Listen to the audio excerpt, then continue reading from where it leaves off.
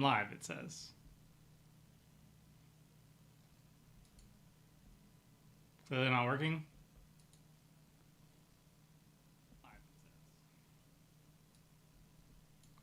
All right, it worked. Let's do a little lag test. Test. One.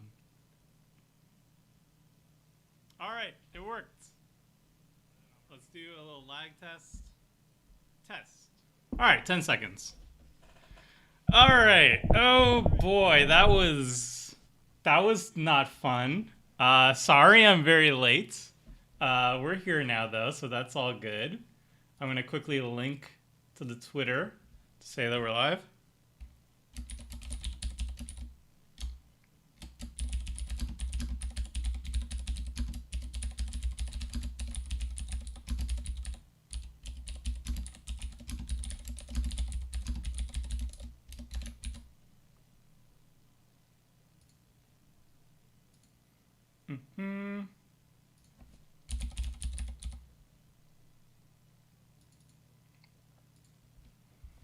Okay, so we won't have the stream chat open because OBS is just not having a fun time.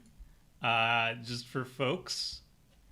OBS says that I'm streaming. Streamlabs OBS says that I'm streaming, but it's just not. So when I clicked, whenever I start a stream, I just like click go live and I connect it to my YouTube, and it just wasn't. It says I'm live, but it didn't work. So I just connected directly with YouTube stream. So hopefully this is all okay. I don't know about YouTube settings because I do all my setting stuff on the other side on OBS. But hopefully everything's okay. That is the plan. Hopefully it's like at least 1080p. Let me know if it's not. But assuming everything's good now, hello and welcome. Thank you for joining, and thank you for sticking with me on the technical difficulties end. We're a little bit late because of that, because that wasn't fun. But now we're ready to actually play some Magic the Gathering. Specifically, we are going to be playing some Toshiro Umezawa. So I have two lists for everybody. We're going to make a straw poll and see what people like from the two. So I'm going to show you the two options we have. We have a $50 and we have a $100. Which should I play? $50 Toshiro and $100 Toshiro. Alright. So we're going to create that poll and share it with a URL. Boom.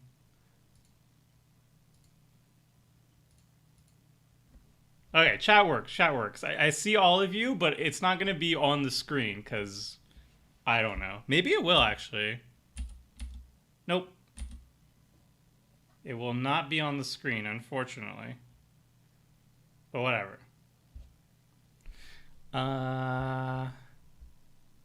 Happy that others are just as bad as I am streaming? Yeah. I mean, The bar for me is low, you know?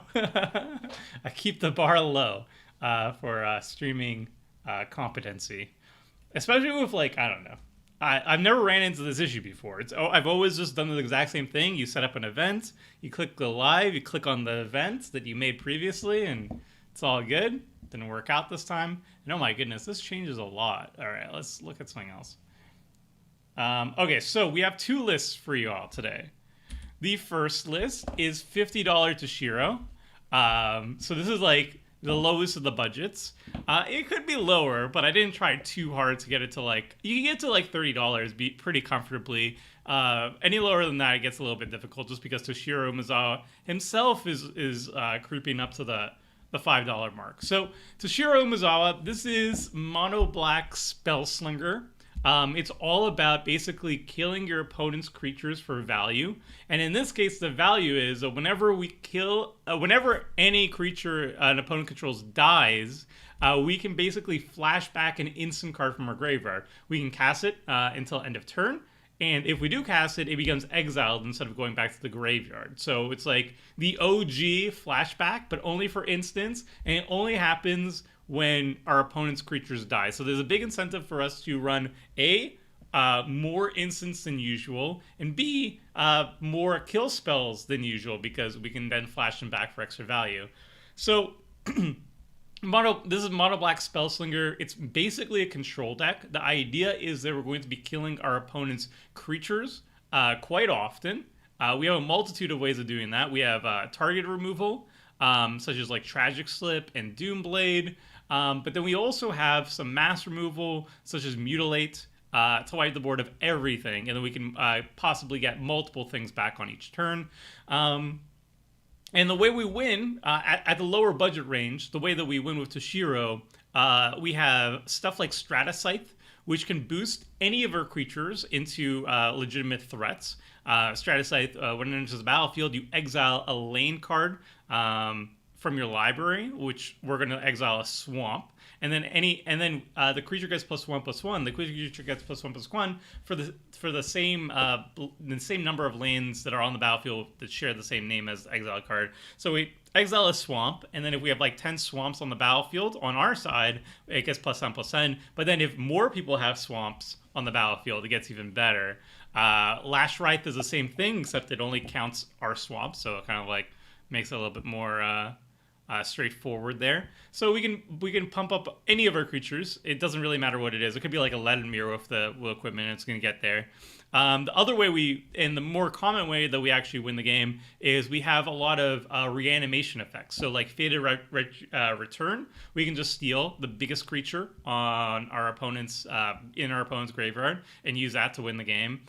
Thrilling Encore, if we wipe the board or we just kill a bunch of creatures, or the board gets wiped by somebody else, we Thrilling Encore and we just get all those creatures back immediately. This is like my favorite card in the deck. This is like the most fun card to use in this deck.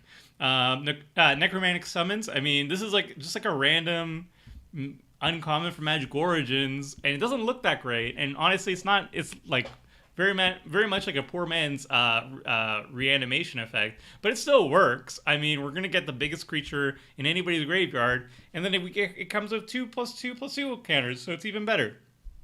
So all these ways of reanimating opposing creatures and winning with that is our primary way to win. Dredge the Mire is like my favorite of the bunch. For each opponent, we get a creature from their graveyard, even if it's the worst creature, because we're going to get the worst creature from each graveyard. Even if it's the worst, it's still a 3-for-1, which is fantastic. And Sepulchre Primordial is probably our best of the best. So this deck is Fun Police, Mono Black Control, very much anti-creatures.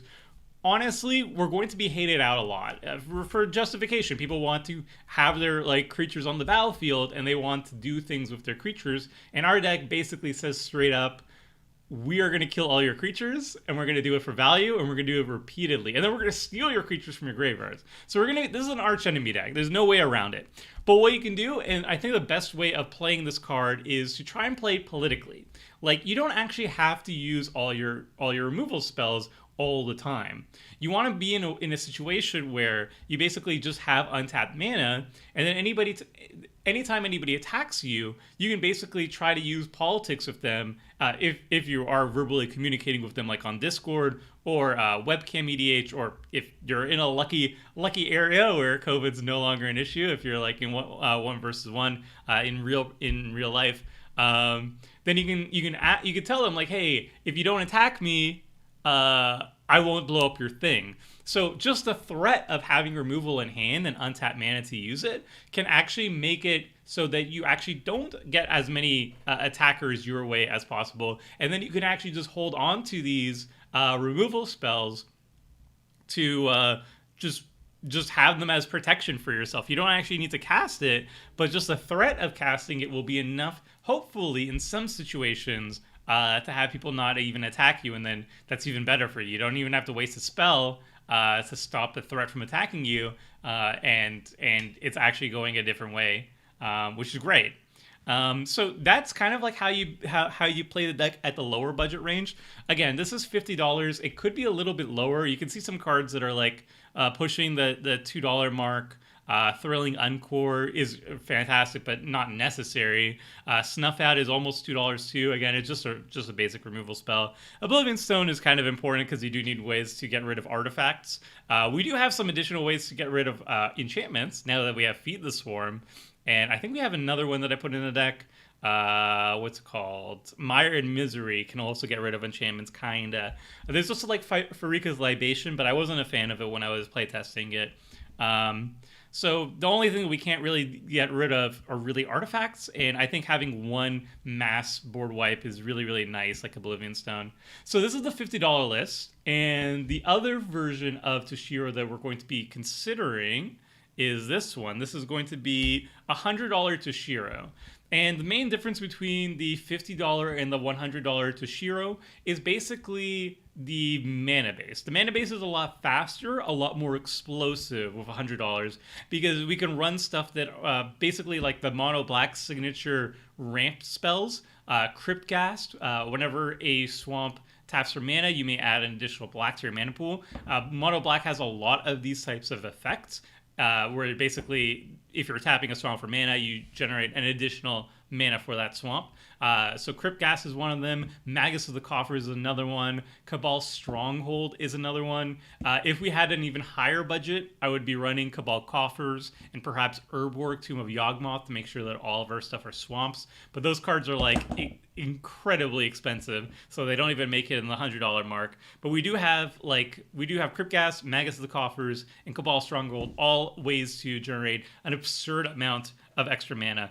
Beyond that, there's not really a lot of stuff that we necessarily need, but it just kind of makes the deck a little bit more powerful. We have like Primal Amulet. Now we have a little bit of a payoff for casting all our instant spells. We can start eventually doubling them with Primal Amulet. We also upgraded our finishers. Like we added Torment of Hailfire. Torment of Hailfire is one of the best like just X spells for a finisher effect in black, especially when you have a lot of mana to dump into it with like stuff like Cryptghast. It's not necessary to win games in mono black, and we can certainly do so without it in the $50 list, but it does make it a little bit easier to do so. We also have a little bit better tutoring abilities with Dark Petition, a better board wipe with Decree of Pain. But the main thing that really differentiates $100 Toshiro versus $50 Toshiro are these mana doubling effects. They're not necessary to win games with Toshiro, but they do showcase the difference between a $100 budget and a $50 budget. So that is it for the spiel on these two different lists. They're both perfectly viable. They're both perfectly strong and capable. So I leave it up to you, chat, to figure out which one do you want to see played. So I made a little straw poll, and I'm going to share it with you all now.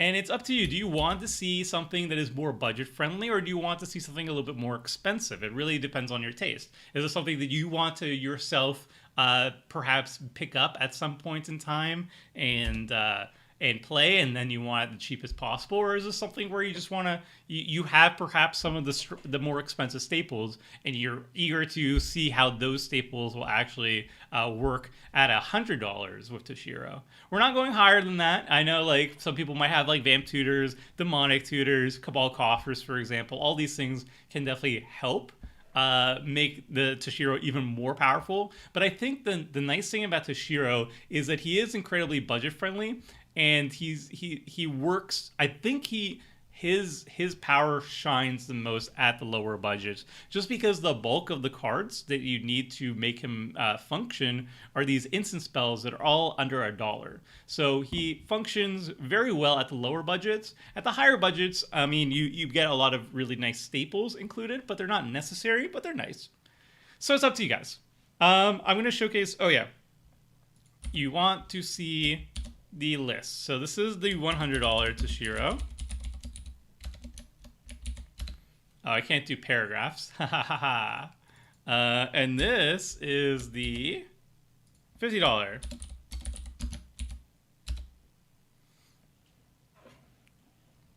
And whatever you choose, chat, whatever you choose, that will be the one that we do.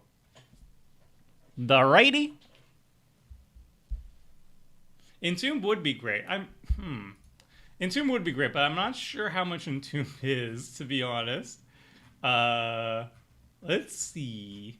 I think I have Entomb. Yeah, Entomb is $16. So while Entomb is definitely a staple for Toshiro decks at higher budget points, because you could just put basically any card into your graveyard, bang bang boom. It's a little bit pricey for what I'm trying to accomplish.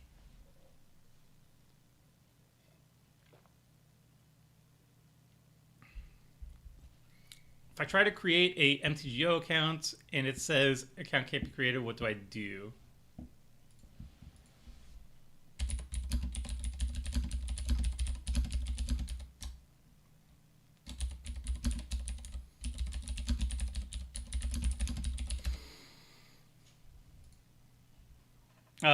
Sorry, I got distracted. If I try to create an MTGO account and it says account can't be created, what do I do? I would ask support, open a help thingy.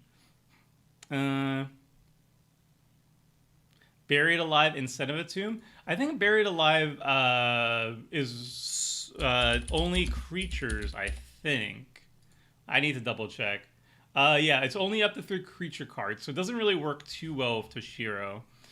You could still use it if you have some more of a higher emphasis on creature reanimation, self creature reanimation. So, for example, if your list of Toshiro Umezawa was including more creatures and like reanimation effects, animate dead, reanimate, necromancy, those type of effects, which are just generally good cards, then Buried Alive makes them even better.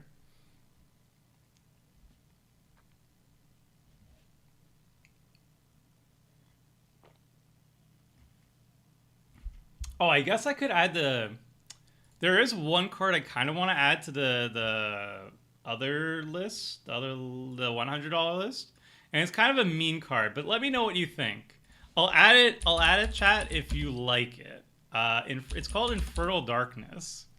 It's a bit mean, but it is budget friendly. What it does is it's basically like a Blood Moon effect for black. If a land is tapped for mana, it's like a super Blood Moon effect actually, because it hoses even basic lands. If a land is tapped for mana, it produces black instead of any other type. So it's like a super Blood Moon because it also affects basic lands. All of them just tap for black. And it does come with a downside. The cumulative upkeep, you have to pay 1 black and pay 1 life. It's a bit mean. So I was leaning against. I was opting against it, but I do think it is a good card. So that could go into the $100 list. It's $2. It's not that bad. Add it. Pox EDH also. Yes. Okay, I mean I'll add it. I took Infernal Darkness out of my paper copy. It felt slow to me. I guess it is slow. I mean, it definitely does slow down the game. The question is, can you capitalize on it during that time? Don't add it. Budget, fair, full, mean. Playing it. I love playing it when I saw your old Toshiro video. Memes. All right. Well, first of all, let's see what's going on with the poll. I think when we get to 69 votes, I'm gonna end it. All right, chat. We need to get to 69, and then I will decide who the victor is based on all the results. Okay. Can we get one more vote? Wait, maybe it doesn't even refresh in time. No, I mean I can't choose till we get one more vote. It's very close. It's down to the wire, right?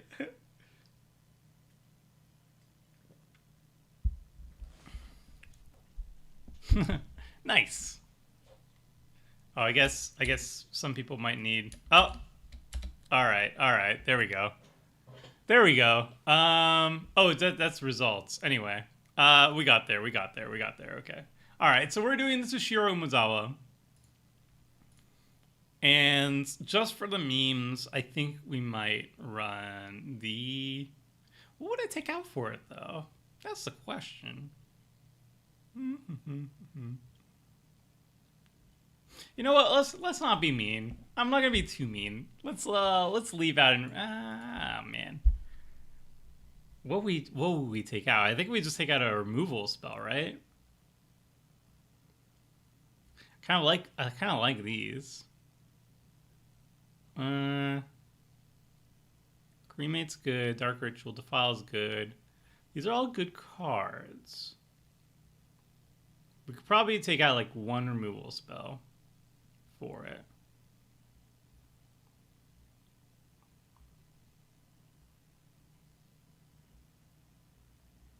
I just saw the new stream. I was like, oh yeah, I'm sorry, CML. We had some issues. Drag to the Underworld. Oh, I guess it's not that great considering we don't have a lot of permanents on the battlefield that will increase its devotion count. So I can see a thing for that, an argument for that. Take out Scour from existence? No way. We need ways to get rid of stuff.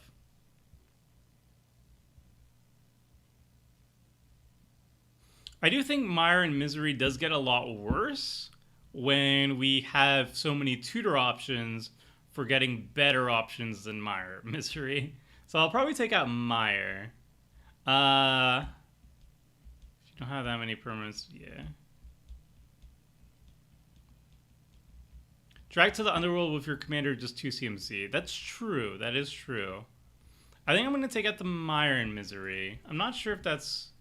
Scour from... Okay, so Scour from Existence isn't a good card. Take out commander, it's always going to cost BB. Scour from Existence not a good card, but it kind of feels almost required. But we'll see. We'll see. I will take it out. I will take out Scour. It is a 7 mana removal spell. So let's take that out, and we're going to put in Infernal Darkness. And do we hit the budget limit? Yeah, okay. $100. Perfect. All right, so we're putting this in. $7 a mono black for a spell to exile stuff. I mean, sometimes you just come across like an enchantment that you need removed, right? Like that is a thing that happens. But I'm gonna leave it like this. This seems nice. This seems good. All right, so we are going to. I'm going to showcase you the power of Card Hoarder. Now that we've selected our deck. Thank you very much, by the way, for voting. All that did. We're going to take out these 28 swamps because we can do better than that. And then I want swamps. Swamp. I like the Euro lands, honestly. Oh, no. We want Champion of Kamigawa. What are we talking about? So 28 of these. And behold, chat, how easy it is to get cards from Card Hoarder. I am not a shill. I'm okay. I'm a little shilling, but I'm not told to do this. I just like doing it. Also, I procrastinate, and I don't get these cards ahead of time. Little things. All right, so we made the order. Bada bing, bada boom, and now we just wait. Also, we get an email with the deck list, so we can just copy paste that.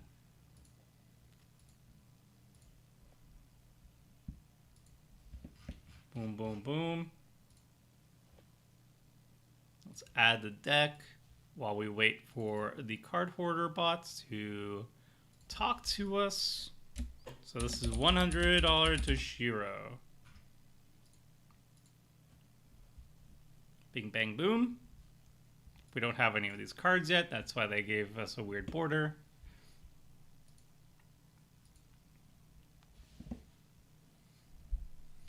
Guys, how do I set up YouTube to be kind of like Twitch theater mode? I have no idea.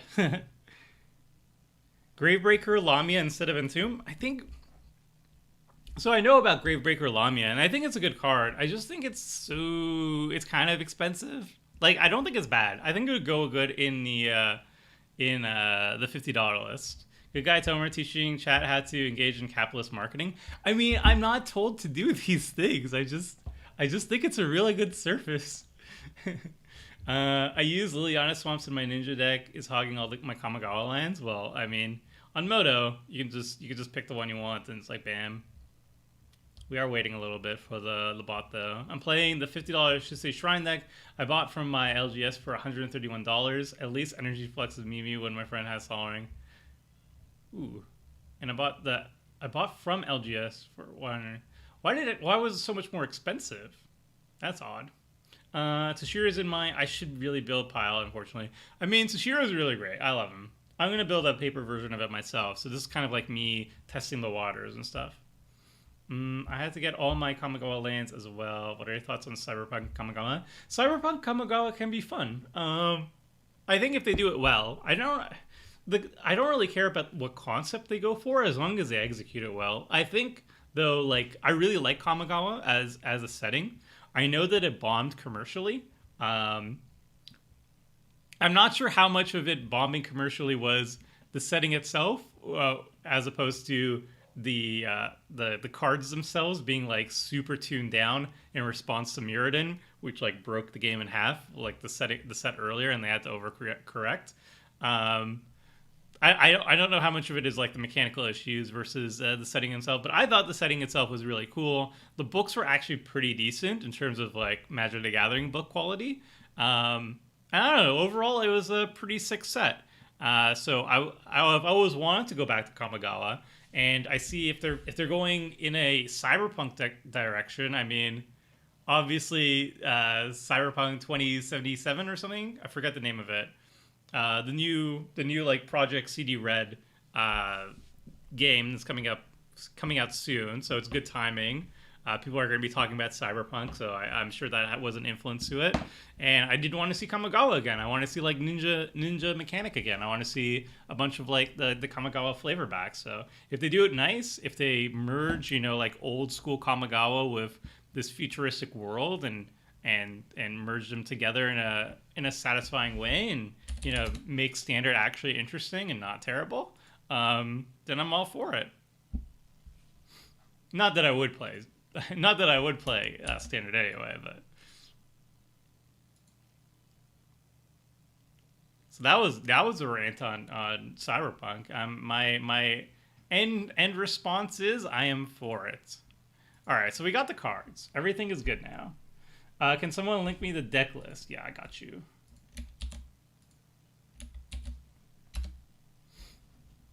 Cyberpunk feels weird for Magic, but it could work if it was a Kaladesh. I mean, Kaladesh had flying ships, had trains, had cars. Like, I feel like once you go Kaladesh, like, it went full steampunk, but like even like it was like more like futuristic steampunk almost, kind of like the World of Tomorrow style vibe. So like once you go that far in technology, I don't think like Cyberpunk is really a big jump after that.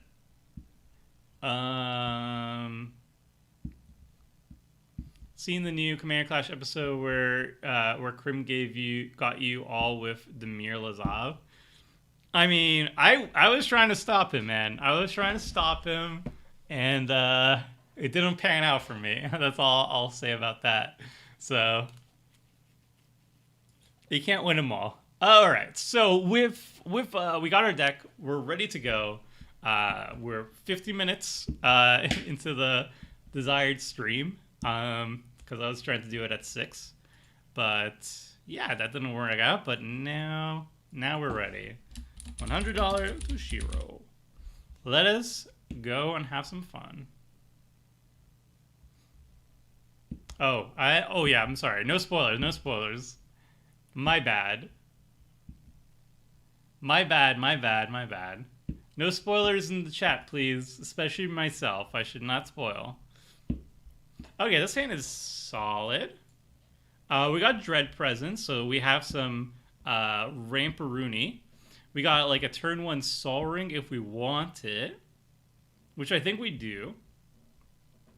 Yeah, this is an easy keep. What are we up? Oh, okay, we're up against Corvold. Great, I hate my life. Mogus, okay, and Brago. Okay, this is scary.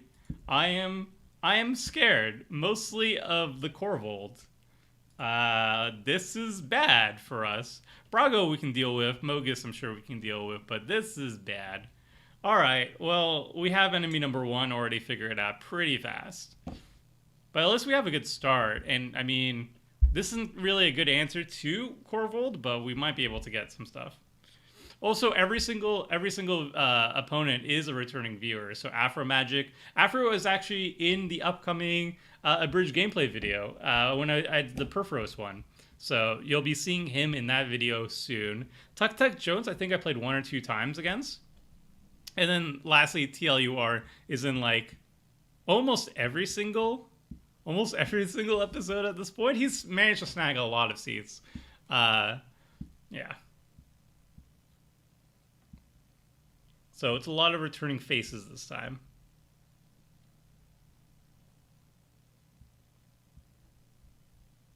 Afro Magic's Hue game is on another level. Yeah. Well, I'm assuming like they're just waiting for that thing to refresh and immediately pop in, you know. But even then, there's quite a few people who are trying to do that at this point. So it is quite good. All right, so we can yield until here.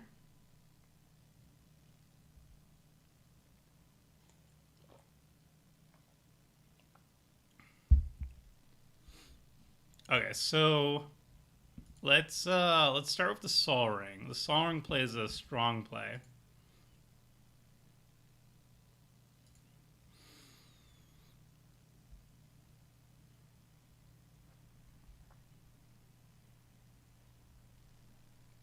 I think next turn we just like Baron Moore and don't play the Dread Presence yet, and then turn after that we can Dread Presence and drop a Swamp, and that would be pretty solid. And then we also have Undying Evil to keep it alive.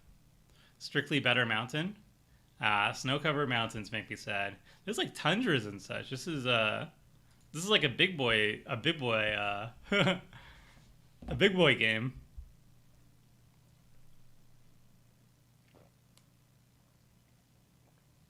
I want to pass a cycle lane when you've got Sol Ring 2 lanes already. I think this is fine. Whoa, Mana Crypt.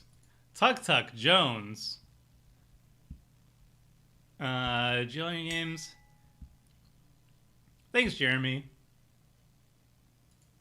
Alright, so that is a Mana Crypt turn. This is a little spooks. Is MTGO fun to play with strangers at EDH compared to real life? I prefer real life. Because the only problem with playing against strangers on MTGO, well, other than the fact that there's zero politicking, right? Like I can't talk to any of these people in this game and try to politic with them. That was just ice. That was just coffee, by the way. That wasn't whiskey. Yeah. So the politicking options are very limited. Let's see if we had a land. Do we had a land? We don't have a land. All right, I guess. Yeah, I guess we just go for the. I like to play a swamp because Dread Presence requires swamps to be played. So I'm just gonna play this Baron Moore, and then next turn. Set up the Dread Presence. You can chat though? Yeah, I can, but my MTG was kind of like messed up. I can't actually chat to anybody. Yeah, so what I was saying, trying to politic with people is a lot harder online. And the other thing with strangers is I find when I'm not recording on live, like against people who are viewers, a lot of people will just rage quit whenever they feel like. A lot of people online just don't have a lot of like respect against other people. That's sad but true. You can look at like Commander Clash viewer comments for confirmation on that. Sadly, a lot of people just don't have a lot of respect, and they'll just like either they'll just AFK for like just forever in the game. So games will take much longer as opposed to if you were actually in person.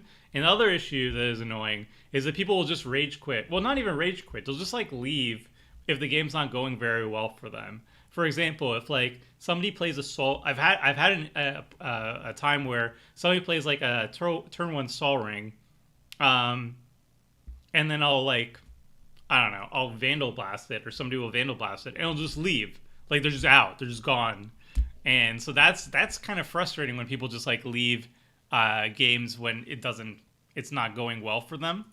Um, that's kind of that feels bad. All right, we're gonna draw a card. Draw a card, and you lose 1 life. Heal to that. And in real life, like real life games, I've never really had an issue where people have been very unpleasant. I mean, it does happen every once in a while. You'll have like that guy who shows up in a play group, and that's never a fun time. But like online, there's just no accountability, and everybody's anonymous. So it does bring out worse tendencies out of people, I find. Not always, and most people are not like that. It's just that you will find that more often online than in real life when you actually have some accountability to people.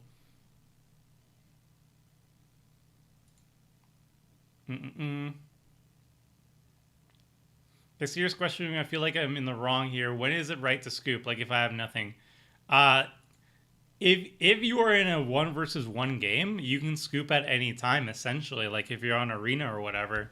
But if you're in multiplayer, like part of the dynamic, like the game is meant to be played against, like a 4-player free for all. So if you are just behind in the game, it doesn't mean you're out. Especially if you're behind, like in a regular game, if you're behind in Commander, people will actually not focus on you so much, so you can actually have more opportunities to catch up. So just like tapping out of a Commander game just because you've had a bad draw, or you're like hellbent or whatever, and you're in top deck mode, it's kind of lame, I would say, in most cases. Just because I've had so many games where people just like eventually I'll be like in top deck mode, I'm just lane flooded or whatever, and then I hit my card draw and then I just win the game, especially when people aren't focusing you because you're behind or whatever. So in multiplayer, I don't much appreciate when people just concede out of nowhere.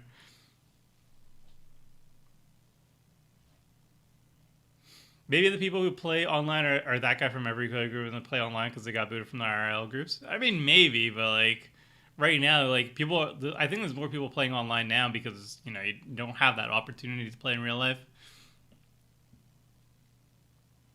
All right, so this is a food deck, but I don't care because I'm still gonna try and kill Corvold as quickly as possible. What is this? Sacrifice a snow mountain, prevent all combat damage that would be dealt this turn. Okay. So Mana Crypt over here is the scariest. This is the scariest threat. Corvold is still, I need to kill immediately. Bragno still needs to die immediately.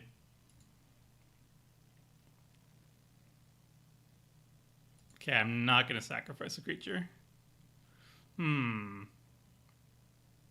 what we're going to do is we're going to draw 3 cards and then go from there. Okay, we didn't hit a land. That is kind of weak sauce. But we will hit for 3 damage. I sometimes have to concede you to non-game reasons, kids, but I always inform my opponents why. Yeah, I mean, like, I totally get that. I know, like, I have friends as well who have, like, kids at this point. Or at least I have some friends who have kids at this point. And I totally understand that, like, your kid will just randomly have issues at any time, and I don't have a problem with that. I think it's a little bit more difficult to get around in Commander, but like on Magic Online, or rather, if I'm on Arena or whatever, I can easily tell if there's an issue on the opposite side due to like kid drama or whatever.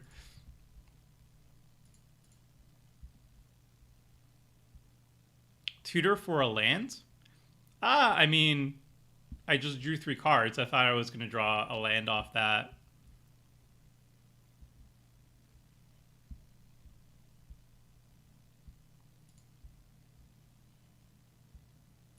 Also important to consider that sometimes people have stuff come out and they just have to leave.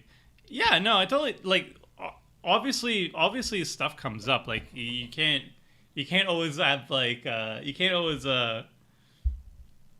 anticipate everything that will be happening. Like, stuff happens. Like, That's fine. I'm just saying from my personal experiences, if I just play anonymously online more often than I would like, people will just snap concede out of a random thing, or they'll just stop showing up, like stop doing things. So like a game that should take like 2 hours will take like 3 to 4 hours to complete, and like yeah, like I get there's always going to be problems that come up, and it's not always going to be somebody's fault, but like it does happen more often than chance, I would say, online versus like in person. Like in person there's still the same issues, right? Like still emergencies do happen or whatever, but it happens way more often online, which like that's what I was responding to.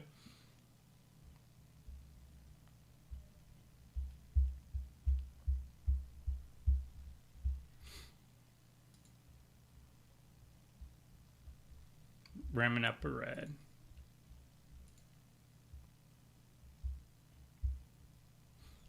So we got food deck over here. We got milling over here, which kind of works for us. I mean, not. I don't feel too bad about being milled. It kind of helps our Toshiro plan for sure.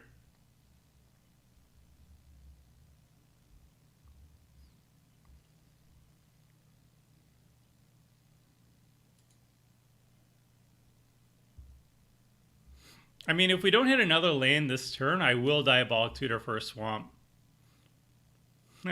Like, that seems fine to me.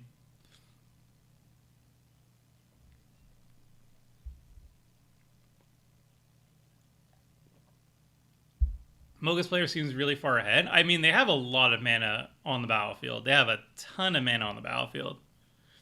So it is a bit scary, but I think they need like a wheel effect or something, like some burst card draw for them to really, really skyrocket ahead.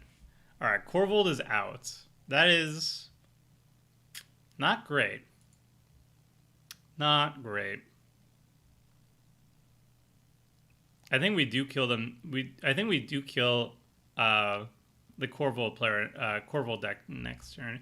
Maybe we surveil on our upkeep. We can surveil to see if we can hit a land. I don't think that's terrible.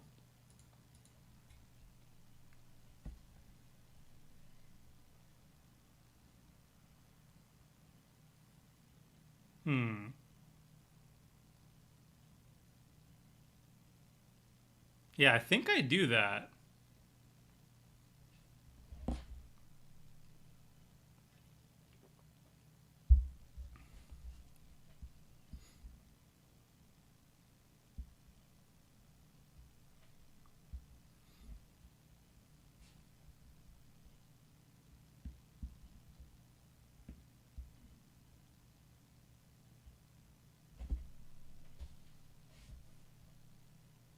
So this turn, okay, so thinking.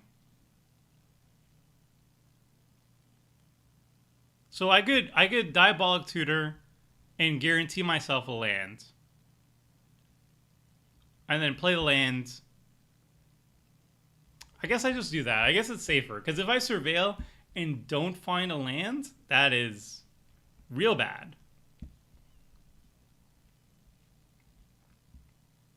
So we're going to take 2 again. Maybe we hit a land off the top just naturally. That would be cool too. We do not hit a land off the top. Alright, let's tutor for a swamp. The 4-mana swamp.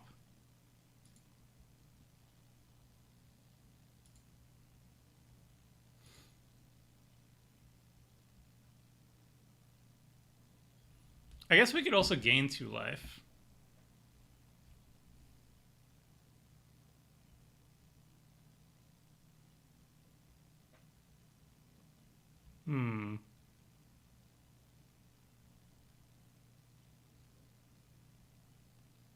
No, let's draw.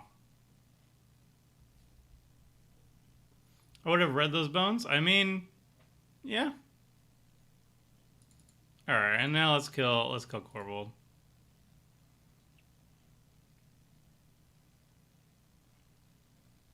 Swamp, swamp. Let's put one in the graveyard and... Oh, wait, they both will... They both will gut milled, right? That's a bit awkward.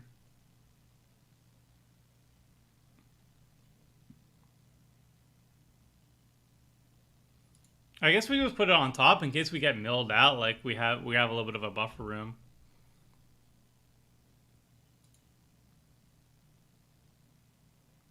And we're not going to attack because I actually don't want to take damage from like Bloodghast or Core Cartographer.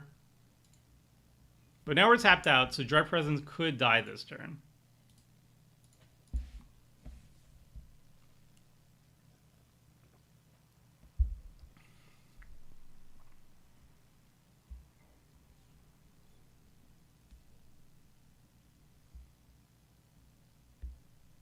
All right, so our swamp gets milled.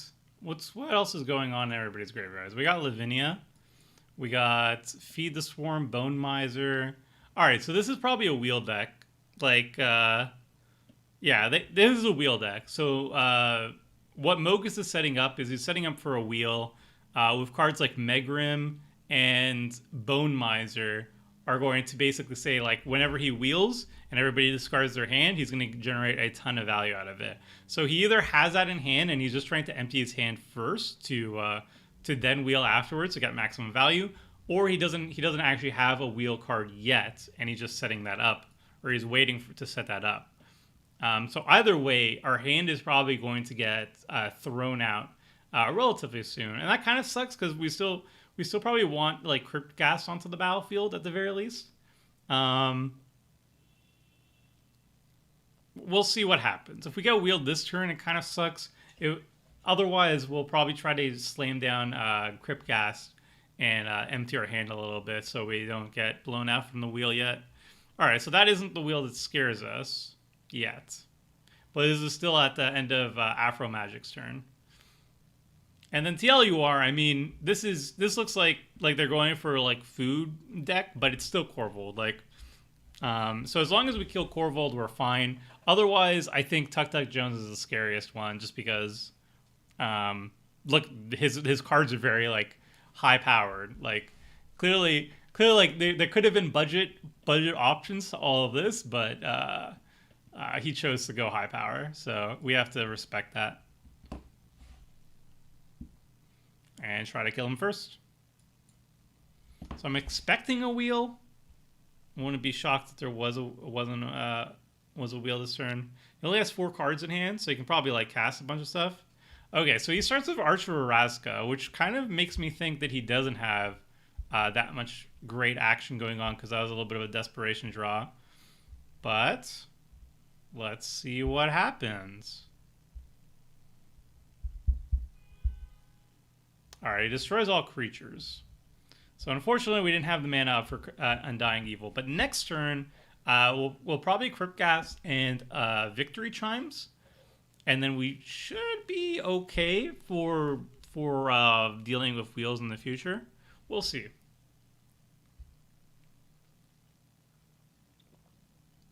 We could also slam down the Infernal Darkness, but I think it's a little bit too early for that. We really want to slam it down once we've already established a good board state. Like if we have like a really threatening creature on the battlefield that can kind of beat out everything else that's on the battlefield, and then we Infernal Darkness, that's really good.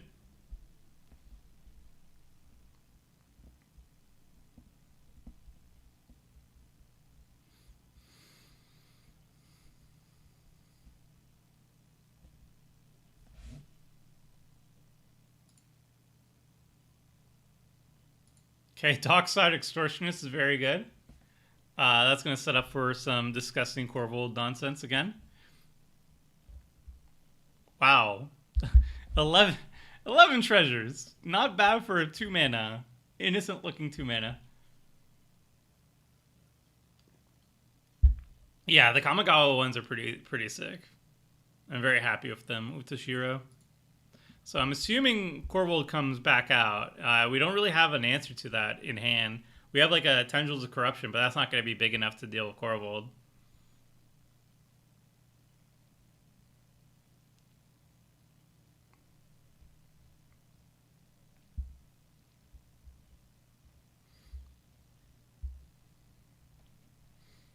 Yeah, people are bringing out the big guns right off the bat.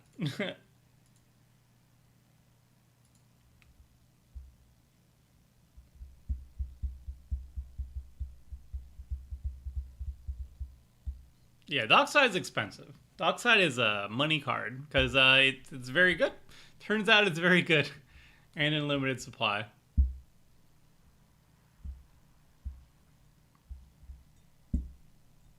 Yeah, I think we just lose to Corvold. I mean, I killed him once, but when you have like a Dockside Extortionist, there's not much you can do.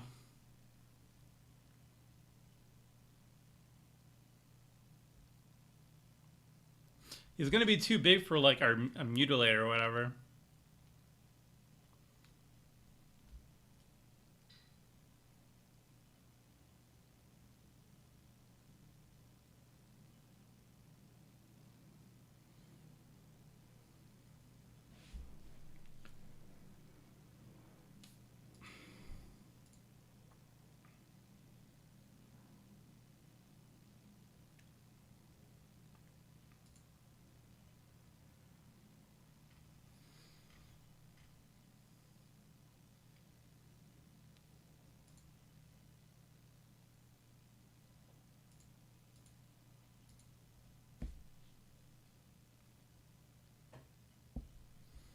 Mm-mm-mm.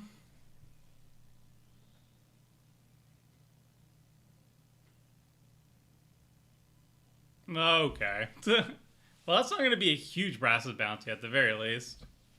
But it is an absurd amount of cards getting drawn.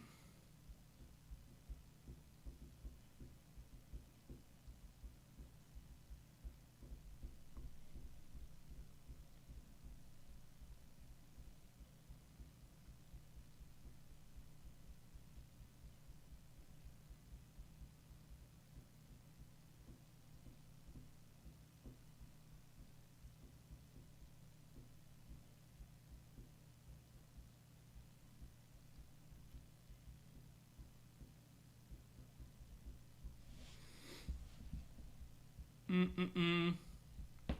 So now would be a great time if you have any questions for me. Because it's winding down to the end of the game here. I think we're pretty much dead.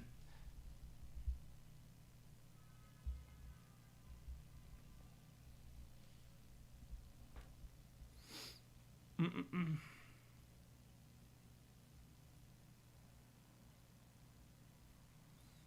Corvold taking his first 20-minute turn. I mean, here's the thing with Corvold is like this is like I'm assuming this is like a jank food tribal deck, right? Like you're running Fierce Witchstalker, you're running, Cauldron Familiar, you're running Savvy Hunter, but like it doesn't it's irrelevant, right? Like it's irrelevant if you're running Corvold as your commander. It doesn't matter that you have like jank cards when Corvold just like generates an absurd amount of value. And then you also have like Dockside Extortionist and whatnot to also just make it even more absurd. So it's like it almost feels like it's a waste to have these food cards because like they're just kind of like window dressing to the deck. I don't know. It's like why would you run these food cards in the first place if you intend to just do this?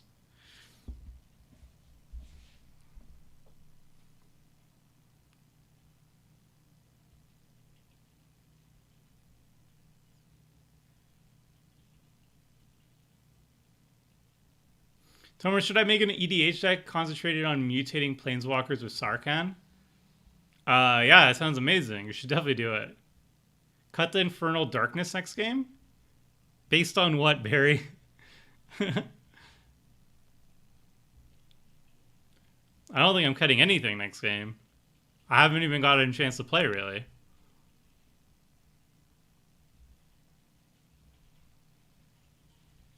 Favorite jank card? I think the Rakdos Demon that brings offending player down to 1 life personally.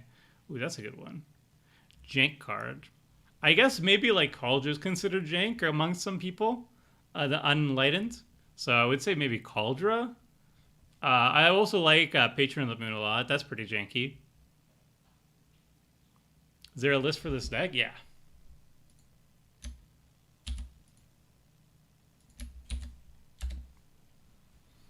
All right, we're gonna. What do we do here? We do 1, 2, 3, and then we have 5 mana to work with. But we just don't have a board wipe. Like, we're just dead on board. We could pay 3 mana to read the bones, but then we only have 4 mana to work with, and we don't have a board wipe that can be efficient here. We could like kill. We could maybe try to dig for a Corvold kill, but why run Tendrils Corruption? It's an instant. It gains you life late game. I like it.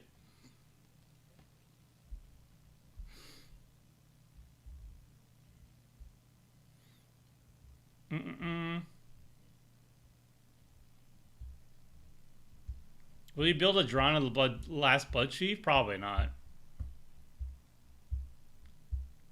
I think what we do is we just like run Cryptcast out, and if somebody has an answer to this nonsense, then great. If not, we're just gonna chill. So yeah. We could go like 1, 2, Victory Chimes, float 1, 3.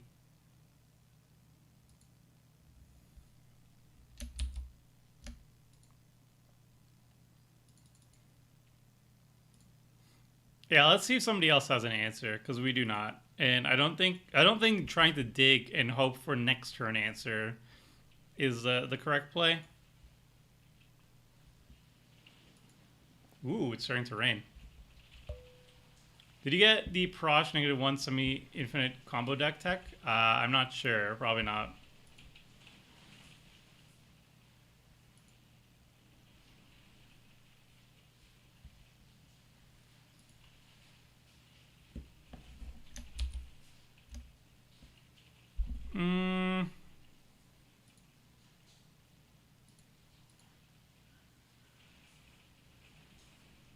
Let's target ourselves. And just draw 3 cards. That should be fine.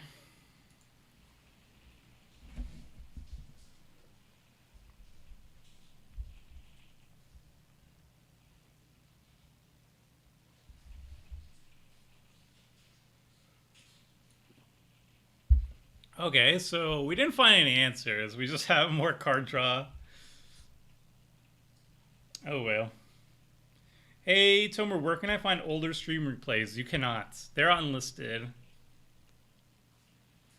The reason I unlist them is because YouTube does not... the reason why I unlist them is, like, an average video will get like, you know, start with, like, 50% viewer engagement or viewer attention. And a stream, people just don't come to the channel for streams, for stream replays. So they'll click it, and then they'll immediately click off once they realize what it is. So the engagement is really, really low, and YouTube does not like that, and then it kind of hurts the channel. So I unlist every single stream. So the only way you can find streams is if you have the URL for them. I post the URL on like Twitter or whatever, and you can see the URL like right now. But after it's offline, that's it. You have to use the URL to find it. It's unlisted. Where do you want me to submit it to? You can submit any deck or whatever you want me to see over at tomer@mtggoldfish.com. All right, Angel Serenity deals with the Corvold temporarily.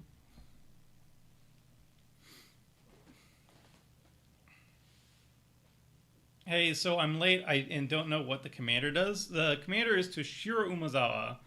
This is whenever a creature an opponent controls dies, you may cast target instant card from your graveyard. So it's basically like, whenever a creature an opponent controlled dies, you get to flashback an instant from your graveyard. That's how it works. Whoa. Who did that? I'm assuming it was... He Chaos Warped in response?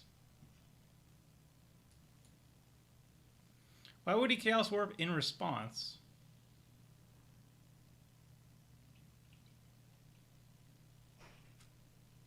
Did you get a Commander Legends preview card? Yes, I did. Why would he Chaos Warp in response, though? Now the Korvold's exiled forever.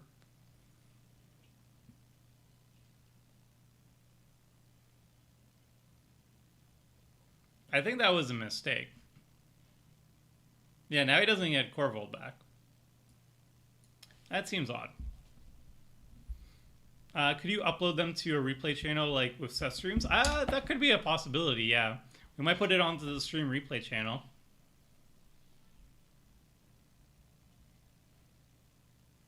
Did you get a commander layout?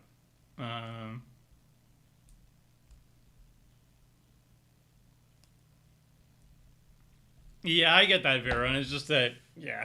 If it was listed for a while, and then it hurt the channel, so I took it off. But we have a commander class based on Prismatic Piper. I mean, if we come up with like something interesting to do with it, yeah. But it's kind of like very, it's like meant to be very not interesting to build around.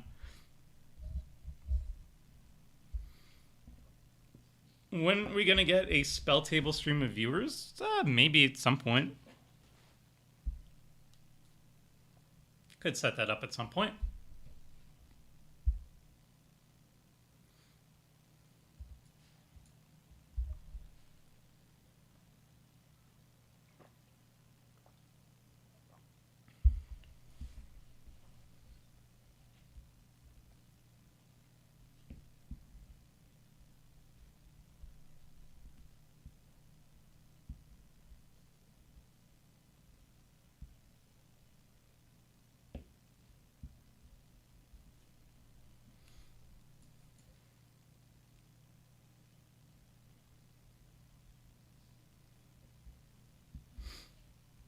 You didn't seem very interested in playing it in the first place, and it does make you the target if the board isn't empty. And do you want to hold up mana during opponent's turns? I'm not sure what that is a response to. Richard will play Golem Tribal with that one green dude, maybe. Don't worry, as long as we can find them, I'm sure there's a way. I might put it on the stream replay channel. That is probably the best way of doing it, because it can't go up on the channel proper. So I think that's actually a good way. I'll pass that along and see if we could do that. How can uploading a video be bad for the channel? So the way it works is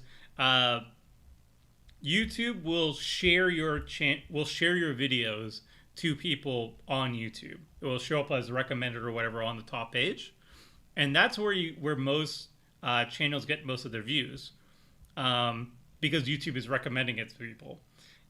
If the video does well with those people, if those people watch those videos more, like watch in terms of like viewer length, then YouTube is happy with that, and then will recommend your videos more often. That's like the general idea of it. Like everything that YouTube does is very secretive, and the algorithm is ever evolving and everything, so you can never get a straight answer from them. But like that's kind of like the main one of the indicators they follow. And so if I put a video out there and it gets like 50% audience retention or something like that, then YouTube is happy, and YouTube will recommend my next videos to more people, and that's great.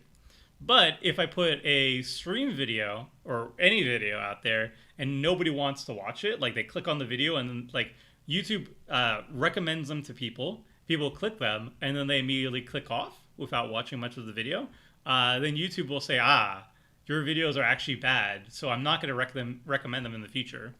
And that's why streams are bad on the channel, because people aren't clicking on the channel or our videos for stream replays for the most part. So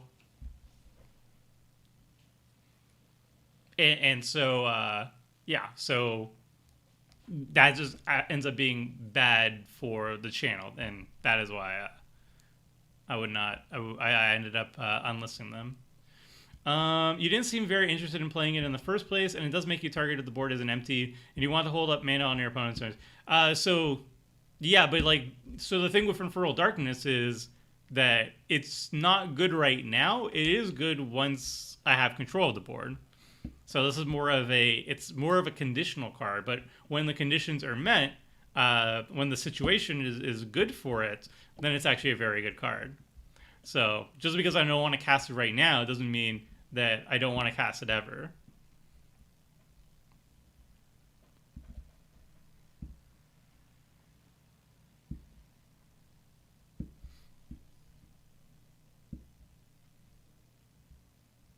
Wow, someone playing Sol Ring, never thought I'd see that. I mean, Sol Ring, I play Sol Ring outside of like basically in every deck outside of Commander Clash. We just have it banned in Commander Clash because it leads to a lot of non-games, which are bad for recording, because we want to make sure all our games we want to maximize the entertainment value chances of all our games.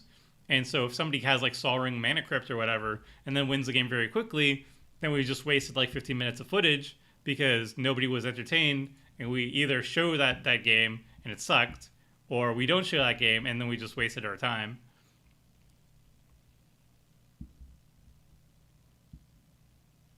Hi, Tom. We're currently building the Verizal Halar deck you showed. I had so much fun with Verizal on Arena, and I just had to try it out. Awesome.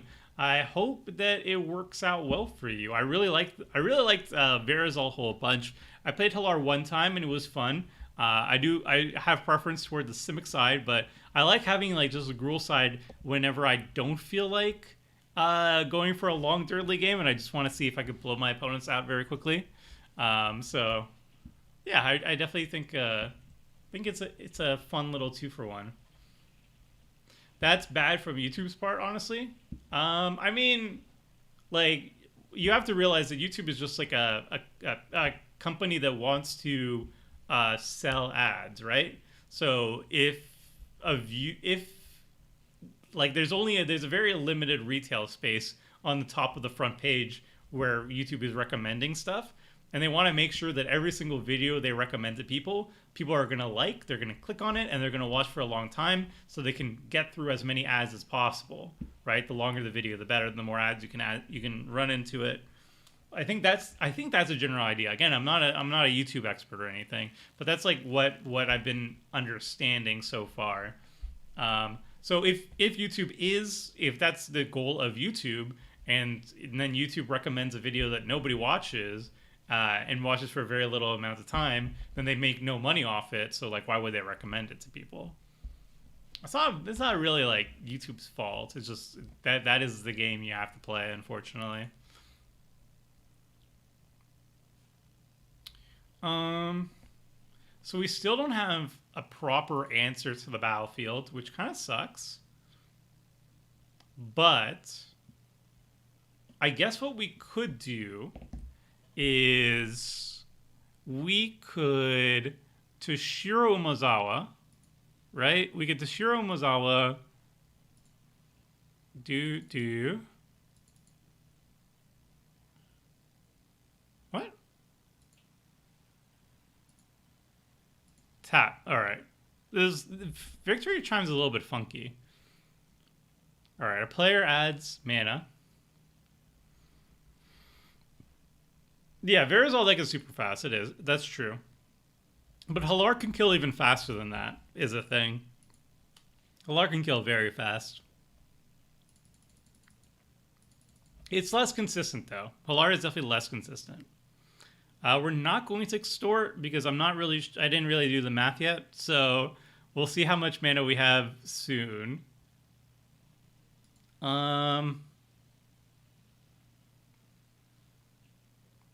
let's say no to that. So what we're going to do is we're going to Tendrils of Corruption the Gluttonous Troll. And then we're going to kill the Gadrick. And then I think that could be good for us.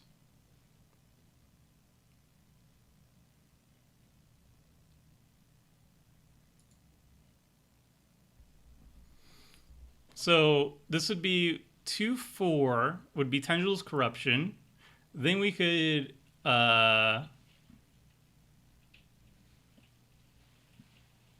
wait, could we also Thrilling Encore? You got 9 mana total.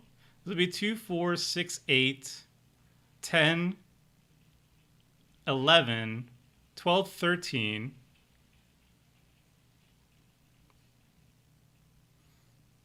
So we have 13 mana total, right? This is 8, 9, 11, 12, 13. So we could do 4 for the Tendrils Corruption. So that would be 9. Then 2 for the Price of Fame, which would be 7. Then 5 for the Thrilling Encore, which would be 5. I think that's correct. I don't think we have anything interesting else in the deck to do. So we could do all of that. So 4, 4, 2, 6, 9, 11. So we could extort twice if we wanted to. I guess we don't have the Dark Ritual. That's also a thing. We could just do 8, 10, 11. So 4, 6, 9. Yeah, that's fine. Okay. We don't even need to ritual. Okay. So let us start with Tendrils Corruption, blowing up the Gluttonous Troll. Actually, let's not extort right now. I want to keep up Undying Evil. I think this is fine.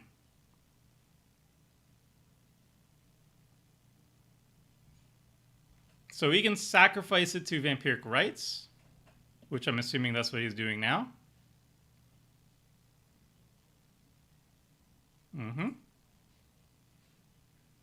Oh, we could also Tragic Slip, which is even cheaper to do.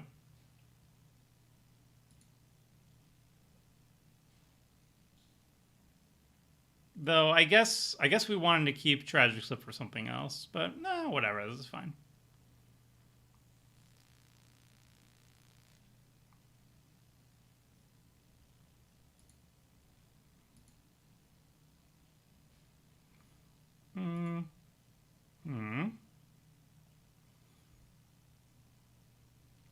And then we could also cast the Burnish Heart. Yeah. Yeah. Okay, so now we will extort this. No, we want a Thrilling Encore. We want to... Do we want a Thrilling Encore? These two things kind of seem bad, but...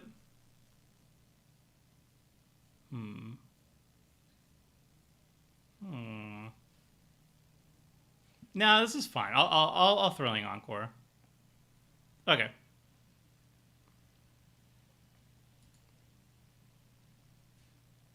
So no.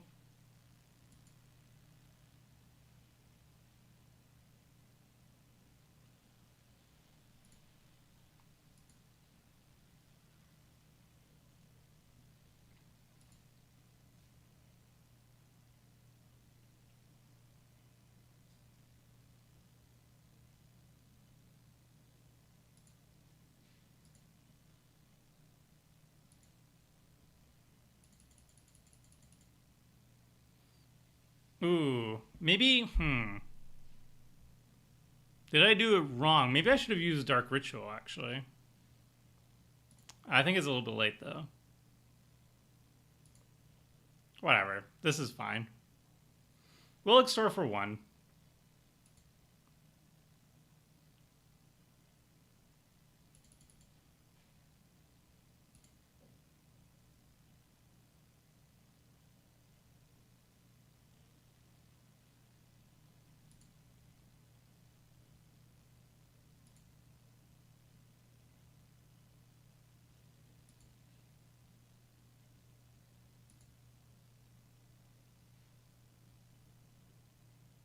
Yeah, it's a not tap Barrymore to keep on Undying Evil. I mean, if there's a wipe, there's a wipe.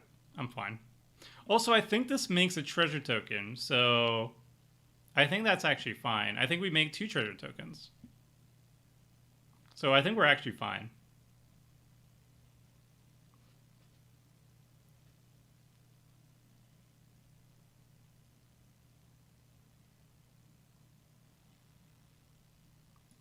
All right, let's hit TLUR.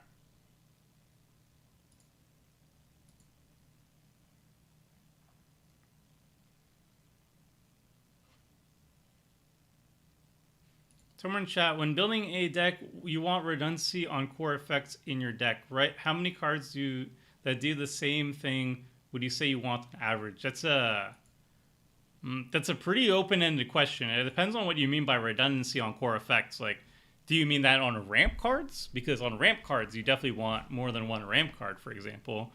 You'll want like 8 to 12 ramp cards in most decks, I would say. But it really depends on what you're talking about redundancy effects. Also, remember that tutoring, the more tutors you run, the less need you have for a lot of redundant effects too. But tutors themselves are inherently expensive, and they're usually tied to certain colors. Certain colors do it better than others in terms of tutoring.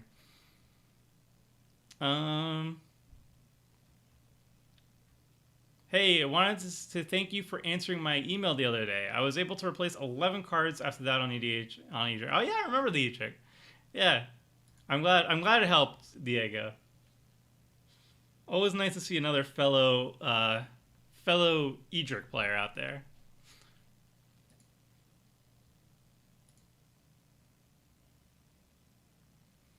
All right, everybody gets milled. There goes the mutilates. Let's see what else people are getting milled for. Pestilence. All right, demonic tutor. Okay. Cloud form. Tiles tracker.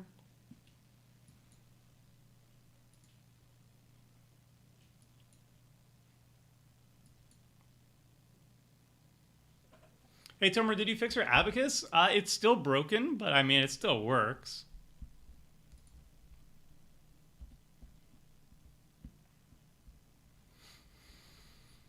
Okay, we got melt some more. There's a solemn. There's Swifty boots. Okay.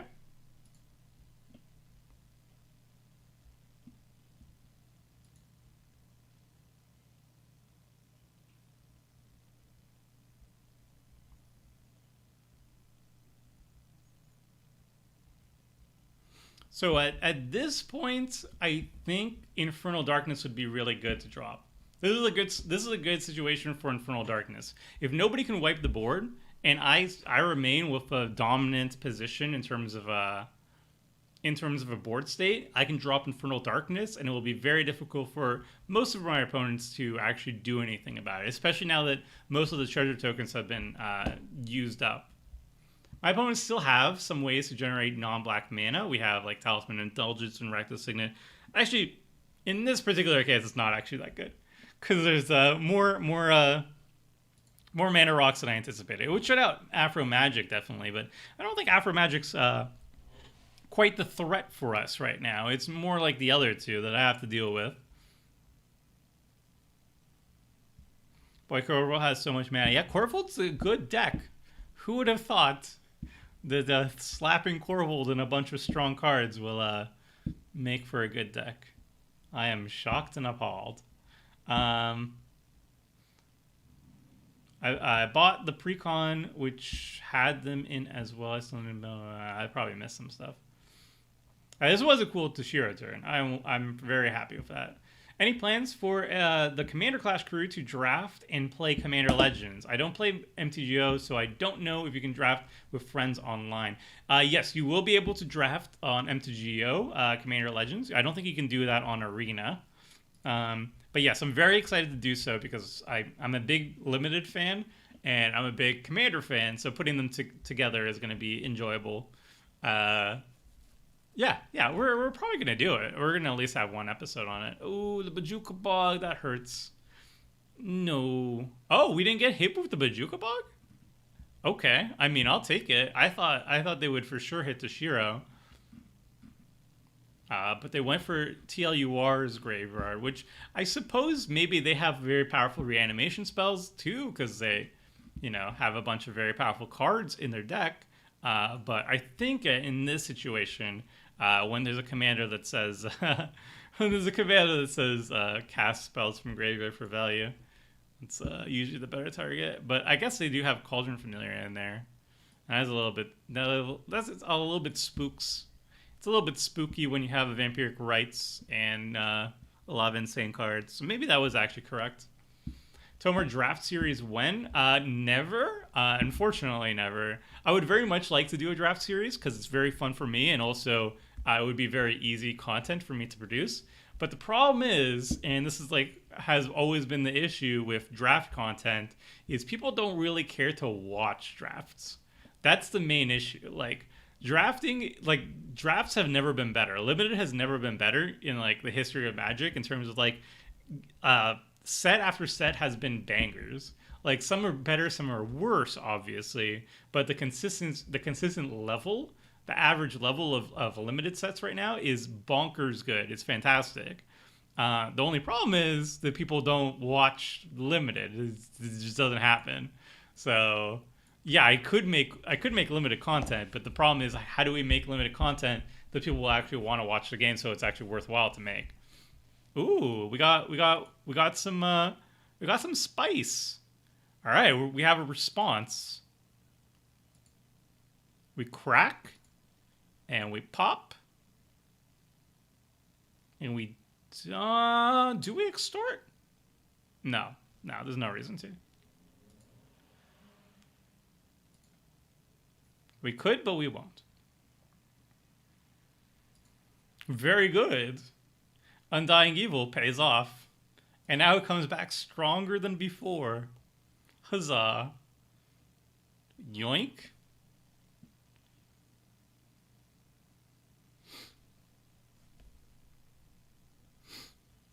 But Seth does rough drafts? Well, first of all, Seth is Seth. I cannot compare to Seth. That's number one. Number two is that rough drafts just don't have the same viewership as some of the more popular stuff. So we could do it, but I'm trying to focus on other things.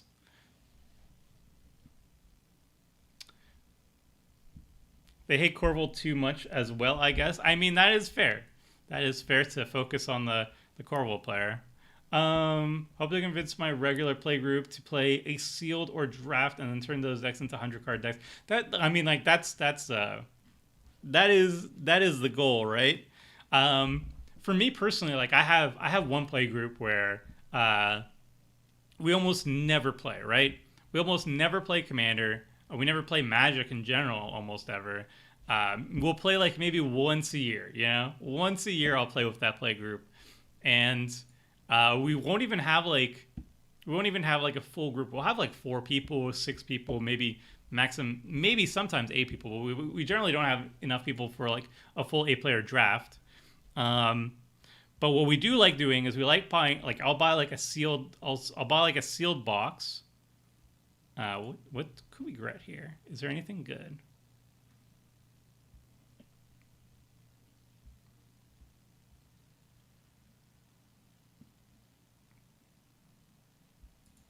We'll pick this.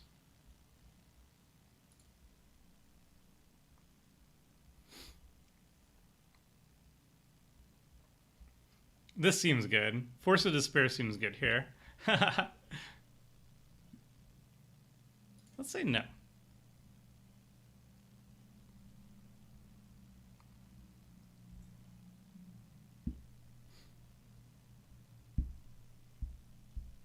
Oh, so what I was saying was I have a play group that we rarely play. We like doing sealed drafts or sealed limited, essentially. Where it's just 4 of us, opening packs, making a deck out of, 6 packs or whatever. And then I just keep all the other cards because they don't really play Magic outside of playing with me every once in a while. So this set is actually perfect for that because now we just need 4 people. We'll all be opening up boosters. I'll buy a box or whatever. We'll all play a game of Commander together at the same time. So it's very nice and chill. And then afterwards I keep the cards and I do whatever with them, or I just let them have it or whatever. So this seems perfect for for really more casual tables, and I'm really excited for that. All right, Corval's out again. Great. Love it. Love to see it.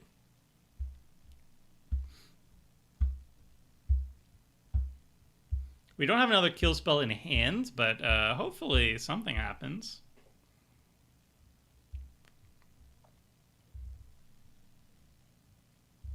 Toshiro is good. I do enjoy Toshiro. There isn't a lot of Spellslinger support in Mono Black is the only thing that kind of pulls him back, but in terms of like ability, he's very effective. Like Dralno is the closest thing you can get in a black-based Spellslinger deck. I guess maybe Kess. I guess Kess is better, but Dralno is also kind of close, but he's a little bit more restrictive, costs more mana. But Toshiro's just like very like, I don't know. I very much like Toshiro as like the old, like the OG. The OG does his thing very well, you know, and he's in a color that you don't really expect Spellslinger, which is part of the appeal, I think. Where he kind of bucks the trend. Reason built Bolas Super Friends.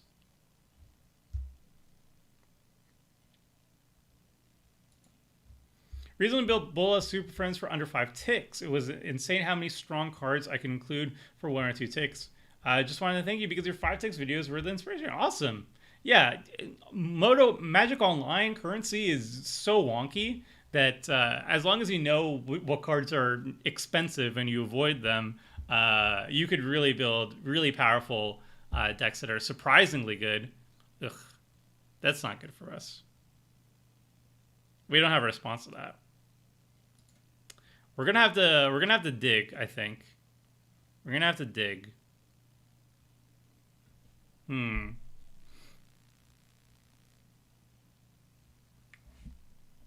Did Feed the Swarm make the cut? Yes, it did.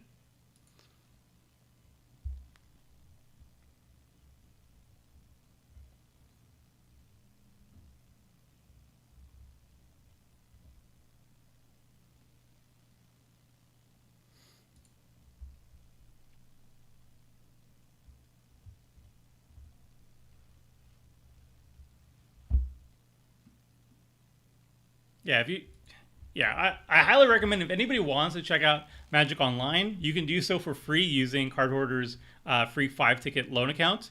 Free in quotations, I guess. You do need to pay, I think it's $5 to get a Magic Online account. But if you already have a Magic Online account, you can get a free 5-ticket loan account with Card Hoarder. I've done 2 articles covering how you borrow, set up that account and borrow cards and everything, and some sample decks that you can build out of it. You could build like really powerful stuff within that budget restriction. Yes, I am a shell. I'm sorry. I just think it's really good. Tomorrow booster box opening video for Commander Legends when? Tell Richard to send me a box and I'll open a booster. or Wizards of the Coast. If Wizards of the Coast is watching and they want to send me merchandise. I've never gotten merchandise from Wizards of the Coast before. That would be wonderful. I'll do it. I'll even like hashtag thank you Wizards of the Coast for sponsoring me and all that stuff. I think I'm either they hate me or they either Wizards of the Coast hate me because they never actually ever sent me an email directly. Or I think it's because I'm in Canada that maybe I'm not allowed to get swag from them. But either way, it's very unlikely that Wizards of the Coast will ever send stuff my way. Okay.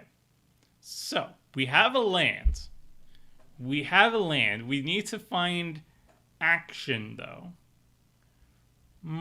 Bop, bop, bop, bop, bop. TLUR is big. Okay, so what we're going to do is I think we're going to read the bones. Why did I tap the victory chimes? I guess I wanted to tap the victory chimes eventually. But this was not the correct sequencing. All right, let's read the bones with an extra mana for no reason. Let's not extort. Not yet. Let's try and find... Let's try to find, like, a way to deal with Corvold. Jukabog and Swampy Swamp. Neither of these are what we're looking for.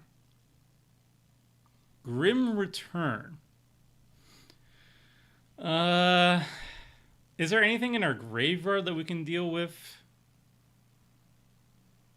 Corvold if we kill the kitty cat?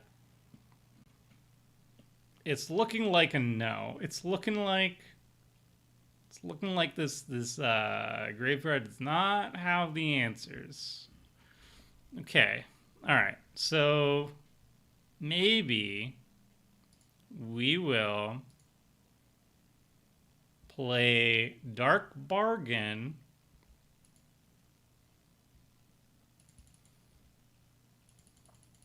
and see if we can find an answer to Corvold.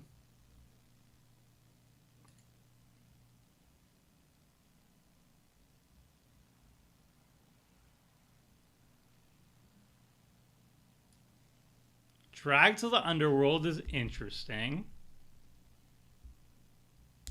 Put two of them in your hand and the other into your graveyard. Okay.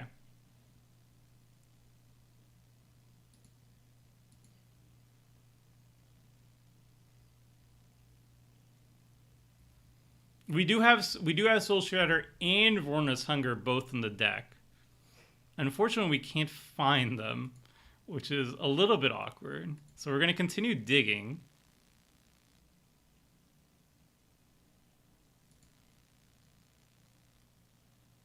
Because we would very much like to find it.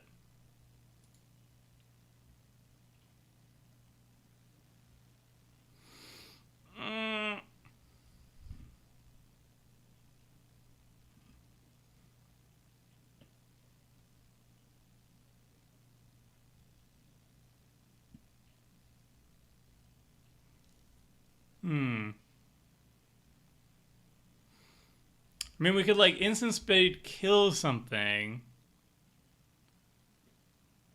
I don't know. I do not know.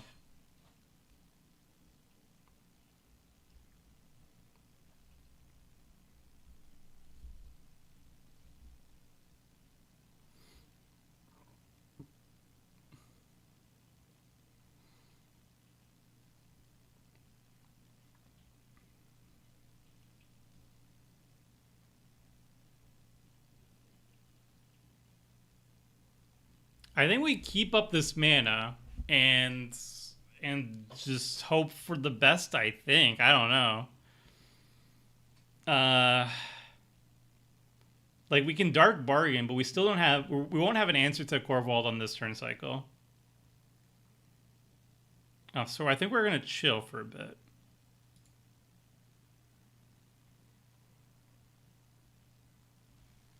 Yep, I can post the deck list again.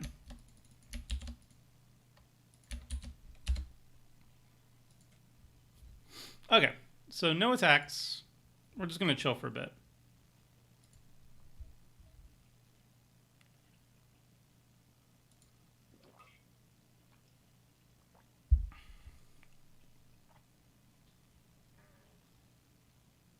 And let's discard the... I like the Swamps, and I like the Burnish Heart. Let's get rid of the Star Compass. Everybody's life totals is pretty low except for TLUR.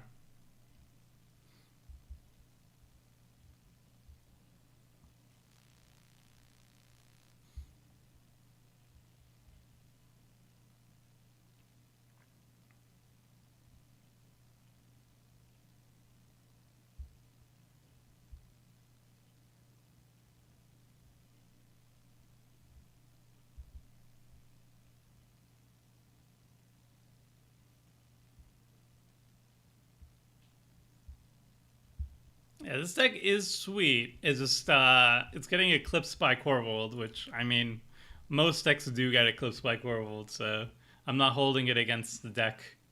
I think maybe the Altar of the Brood is actually working in our favor. We are going to die to it eventually, but if we do find, If we do find an answer, an instant speed answer to Corvold, we can kill the Cauldron Familiar or anything else in the graveyard, and then feed the Swarm. I like this card. And then flash back the answer. Like, we're looking for Bonus Hunger. We have Soul Shatter as well. Both of those are sacrifice effects that will do the job.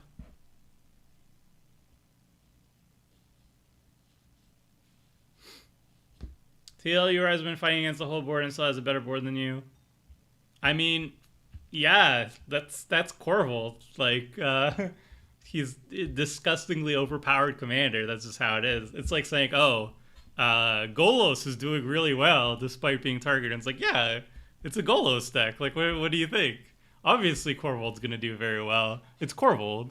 It's not a well balanced deck or card. That's just how it is, right? Hey, Tomar, I just checked the deck. Where's the Hedron Archive? LOL. I'm LOL, man. LOL. Enters the battlefield. Target opponent skips their combat phase. Okay. That's like a good... That makes sure that we don't die. That's nice. I guess. It's 2 combat steps even. Okay, so we're still hoping to see...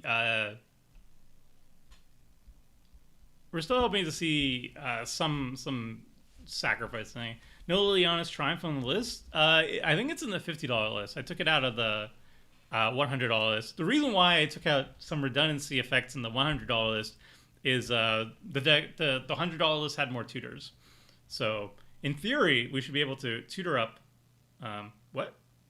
Are these both targeting me? Okay. They're both targeting me? Why are they both targeting me? That seems weird.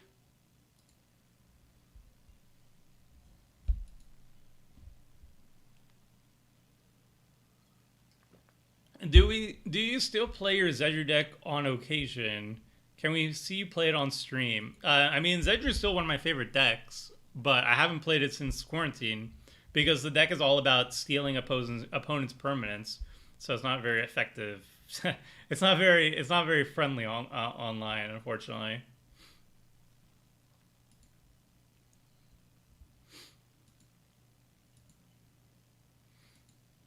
I mean, I could do Zedru on MTGO. That's not a problem, but I can't do a webcam game with Zedru.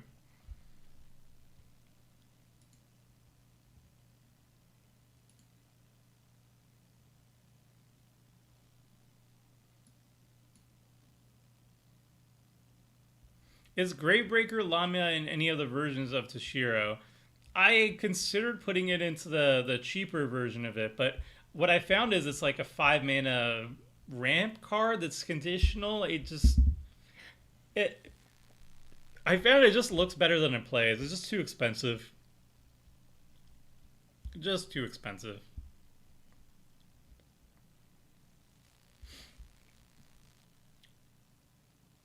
I'm very confused why I'm the target here. But okay.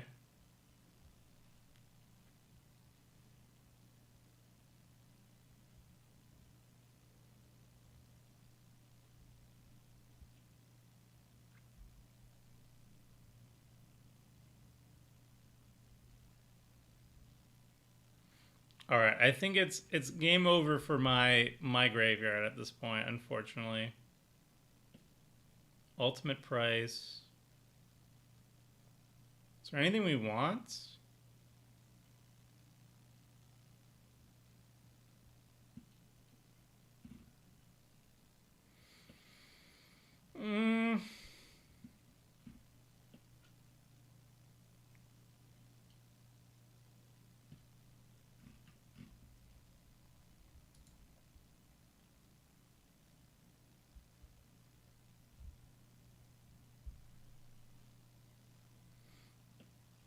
Yeah, there goes the graveyard. I don't think there's anything particularly here that we want, though.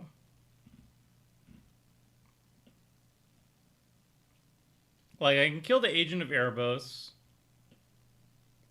I can, like, Tendrils... Maybe I can Tendrils Corruption something just to gain some more life?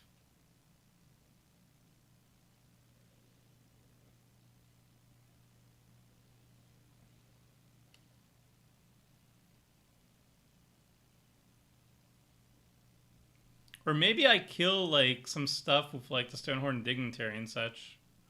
Alright, let's do stuff. I think doing stuff is better than not doing stuff. Alright, let's start with this. It's not... No to extort.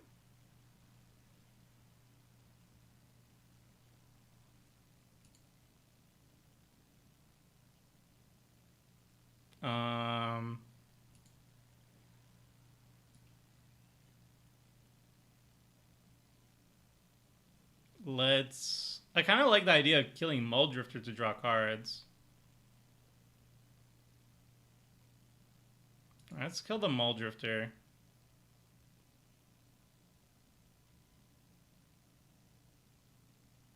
Say no to that.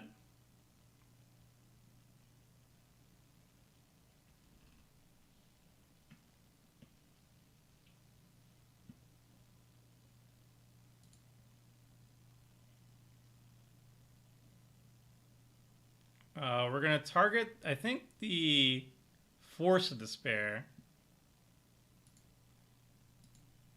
Because that's free. The Infernal Darkness is not working out in this game. It would shut out Afro, but I don't think that's necessarily something we care for. So we're just going to cast it.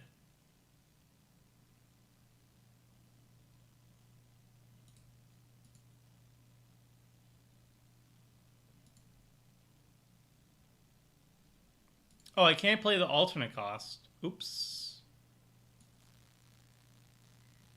Oops.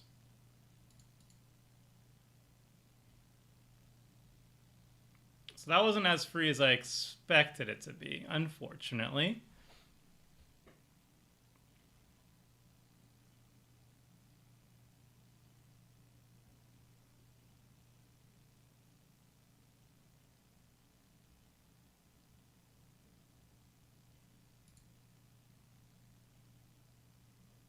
I thought I could exile, I could do the alternate cost, but I guess not. I thought this would allow me to do that. Because I know for, like, when you use a spell like Kess, you could do that.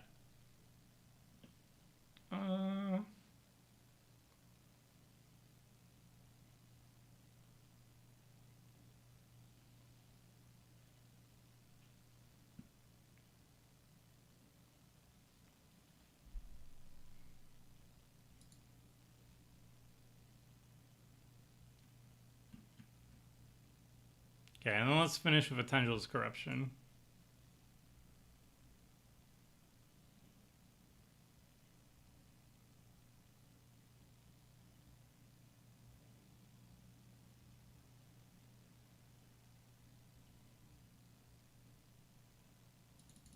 Oh, I can't tap... the Victory Chimes, man. I have to tap it before.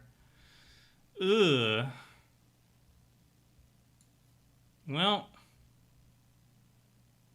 let's just blow up the Murderous. Man. I wanted to tap the Victory Chimes.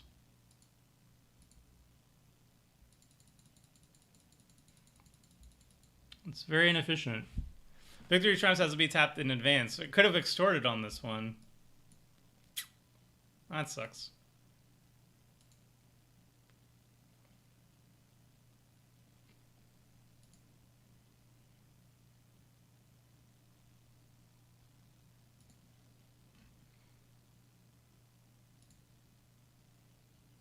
That sucks.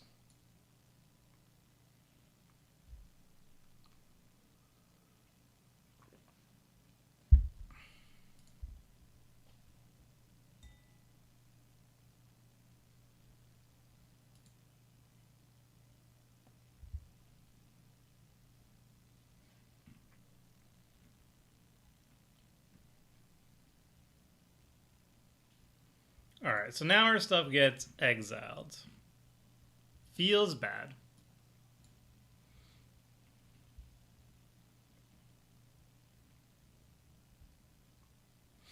Maybe he wants to mill you to make you find a solution to cold rolled since they don't have it. Yeah, I mean, milling me is good, but this mills everybody. This is a win condition. Alter the Brood, he's like, what the reason when he's playing Alter the Brood, what it tells me is he's going to do infinite blink effects. So either he has like Diluvian Primordial and Palinchron, for example, or like High Tide and Palinchron, and he'll make like infinite blink effects, and then mill everybody out with Alter the Brood. This card is a finisher spell, nothing more. I just wanted to play it early for extra value, I guess. I'm in the process of building my own Toshiro deck. I wanted a Spell Slinger one with more stupid miscellaneous cards like Hatred, Word of Command, and some Mischief. I mean, those are all solid cards. They're not very budget friendly though for me, so I would run them though if they were more budget friendly. Are we ever going to see a Moonfolk budget commander on stream? Maybe, if that is what people want. I'll do a poll for what people like. By the way, I love the article where you went over your personal decks. It was super interesting and fun to read. I'm glad you liked it. Hard to balance the mix between kill spells to make Toshiro work and fun spells. Got any tips? You have to embrace the kill spells. I think that's kind of it's like for Talrand, for example. Talrand decks are almost always counter magic deck, but Talrand has flexibility. It doesn't matter what type of instant or sorcery you're casting, as long as you're casting them. So you can go for balance effects, you can go for clone effects, you can go for whatever. Toshiro though actually wants you to kill things, so you don't go too ham. Like you want to have them. You don't want to always just have kill spells because then you won't be able to do anything else, and you don't win the game just off kill spells. But Toshiro just the only value you get out of Toshiro is if you're killing things. So you're kind of stuck on in that regard, at least.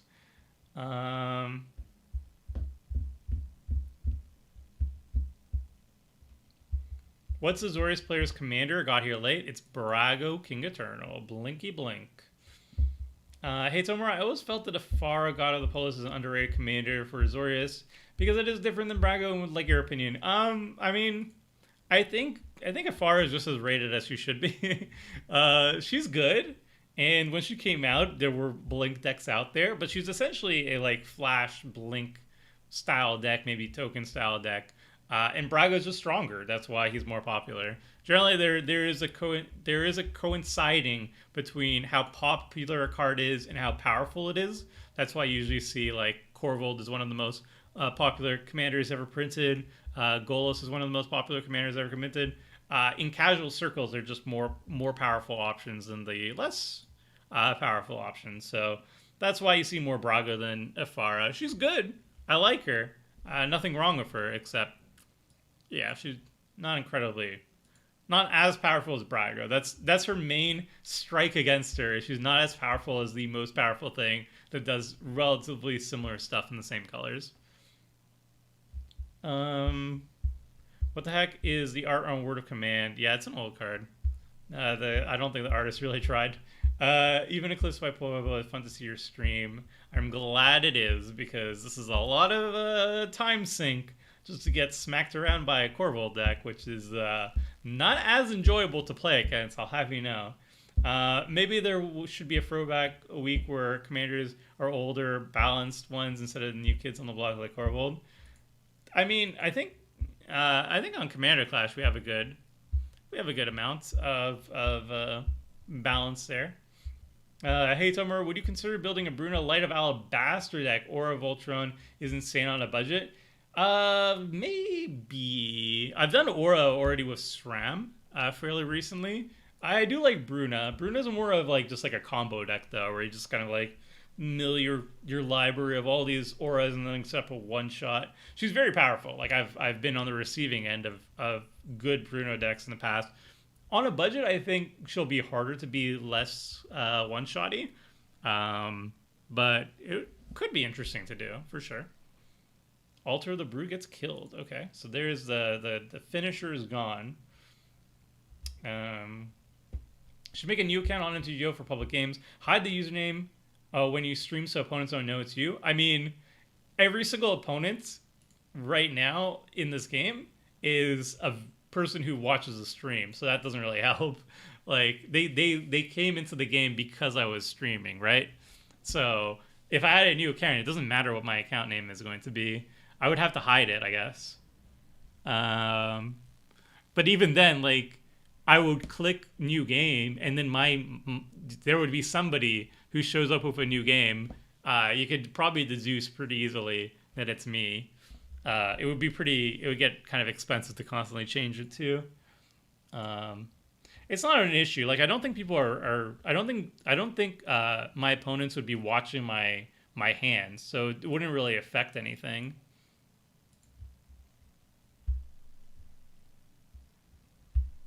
The art on Word of Command is 100. Yeah, it's kind of insane. What are you expecting the most from Commander Legends? Phyrexian Cauldra. Blah blah blah. I have to see it in paper now. I can't believe it. Haha. Stuff sucks. I got it in paper, pretty expensive because of the RL. Commander's deck is $100. Yes. I mean, I have a $50 list, right? I have $100 Corvold, and then I have $50 Corvold. Ooh, I'm pretty behind on the stuff.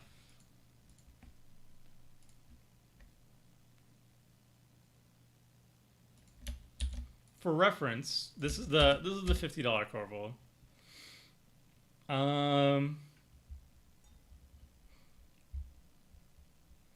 thought of a fun Commander Clash theme. Everyone plays same tribal like Slivers Mayhem.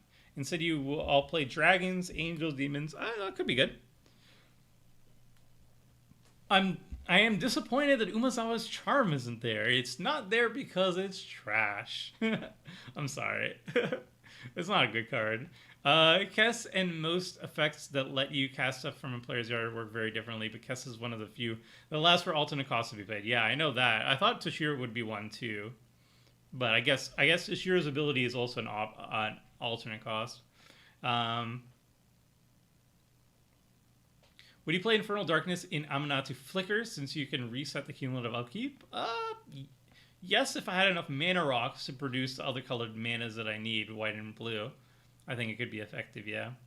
Can you please make a Hapatra budget video? Hapatra is definitely up there on stuff I need to do, because it is, I think, still budget friendly. Like, some of the cards that were specifically good for her spiked, like, I think, like, some random lore and stuff, but I think she can still be budget friendly, yeah.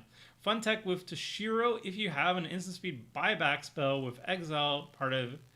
Wait, fun tech with Toshiro. If you have an instant speed buyback spell, the exile part of Toshiro's ability and the put in hand part of buyback is both a replacement effect for putting into graveyard. I don't know what that means. I want it because it shuts down your lands and makes some swamps. What's your thoughts on Voltron in EDH these days? Personally, I don't really like Voltron in EDH. Not because I don't think it's unviable. I think it is viable. I just don't like the playstyle of, like, Voltron's usually one-shot one person at a time. And that's kind of what I don't like. Because, like, the Voltron, if you have a Voltron deck on the battlefield, you kill somebody really fast, and then they will potentially just sit out the rest of the game, not doing anything. I like Voltron decks that can kill everybody at the same time. Usually they involve fling effects, like Chandra's Ignition, for example. I much prefer those style of plays where you kill everybody at once and then everybody can start a new game. I don't like decks that take out one person very quickly, and that's like their job is to take out one person very quickly and then potentially drag the game on for like an hour or two, and that person just doesn't have a fun time. So those are my thoughts on Voltron. All right, I'm caught up. Yeah, caught up on chat. Nailed it.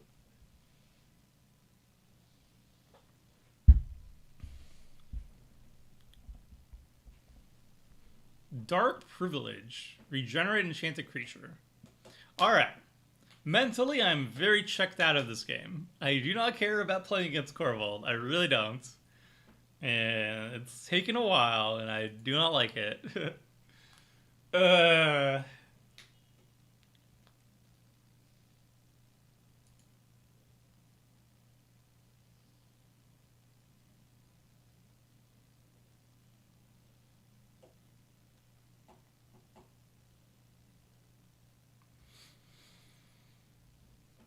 Mm.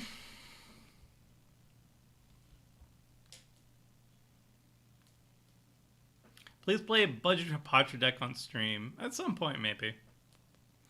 The thing is, the Commander Legends is coming out soon, so when that happens, I'll probably swap over to Commander Legends stuff. You know, get on that hype train. It's okay, Tomer. Chat is here to distract you from Korvold. Yes, that is the only thing that's keeping me sane. Is the fact that I can chat with chat.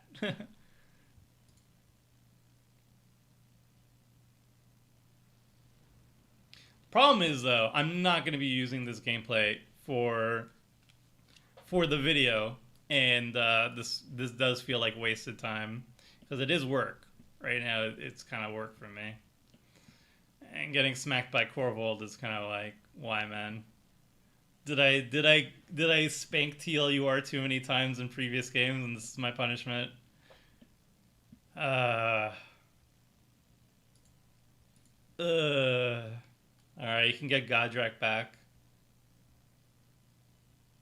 I mean, there is variety in the deck. This is a food tribal deck, but it doesn't matter.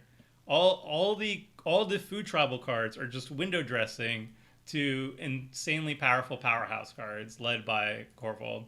The rest of the cards, these cards do not matter.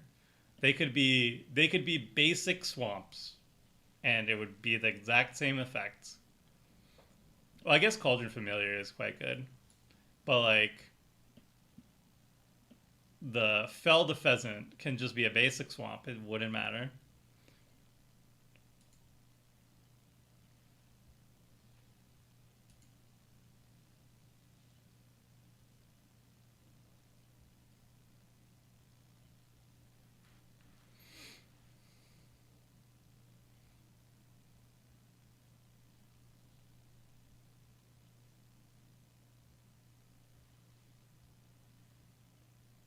I think my favorite mono black Voltron deck that I've always enjoyed really much as like this is really cool is Volrath the Shape Stealer or Shape, I don't remember the name of it. It's a mono black Voltron, and it's really disgusting.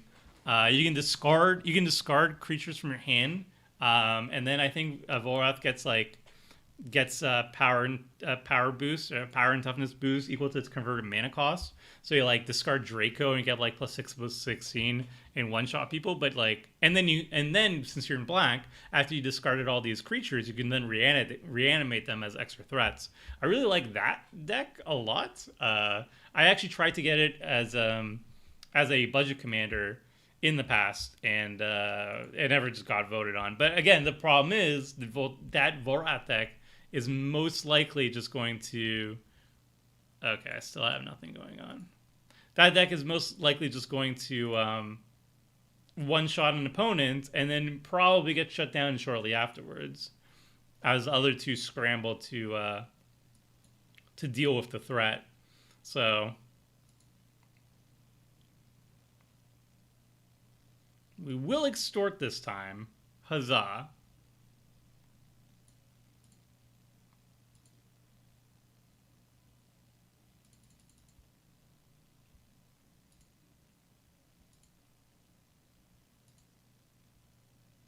I really want to spend the blah. There we go. Worked.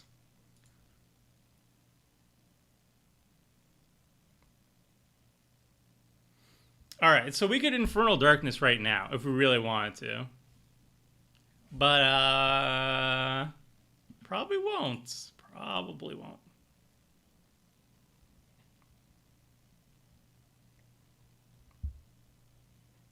It would be amazing to see a budget deck list of Volrath mono black. Yeah, I mean that if I had to make a Voltron deck, it would be the Volrath deck.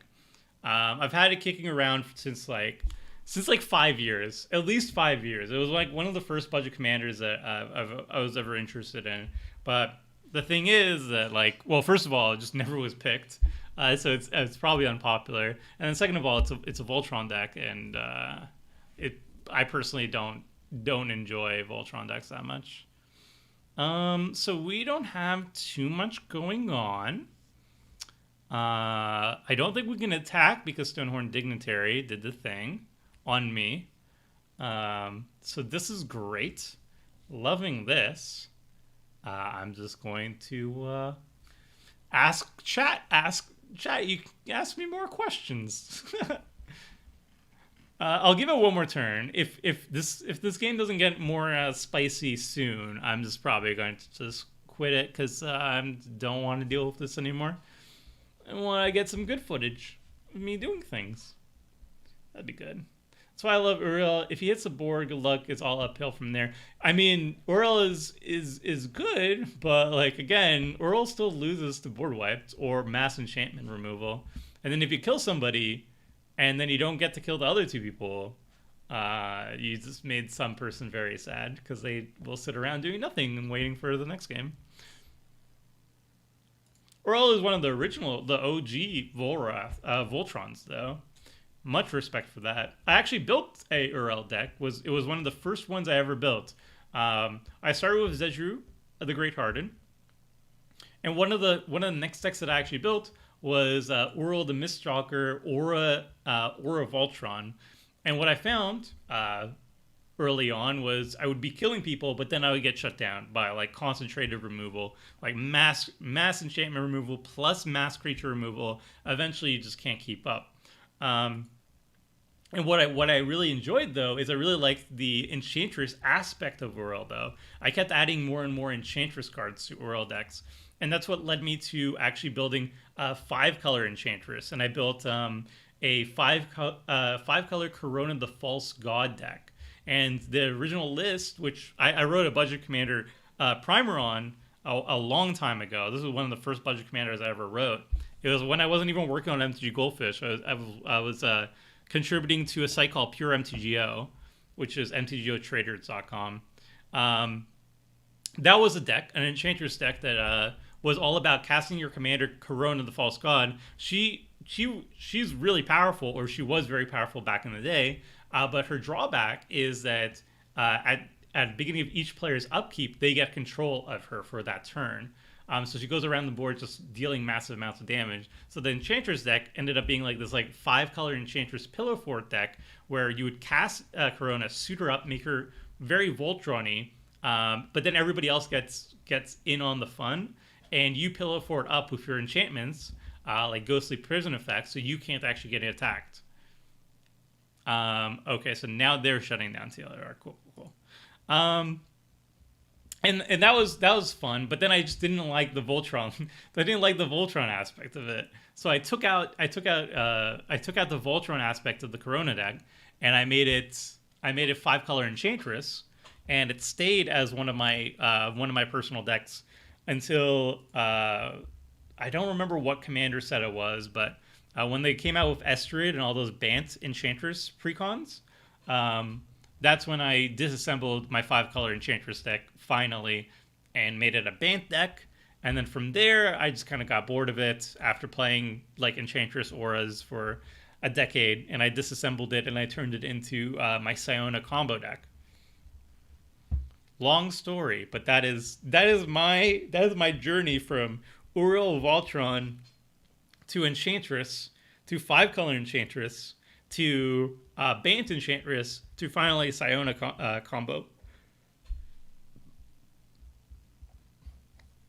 And the thing I like about Siona combo is that she just kills everybody at once. You make infinite tokens, you mill infinite times, deal infinite damage. I like it.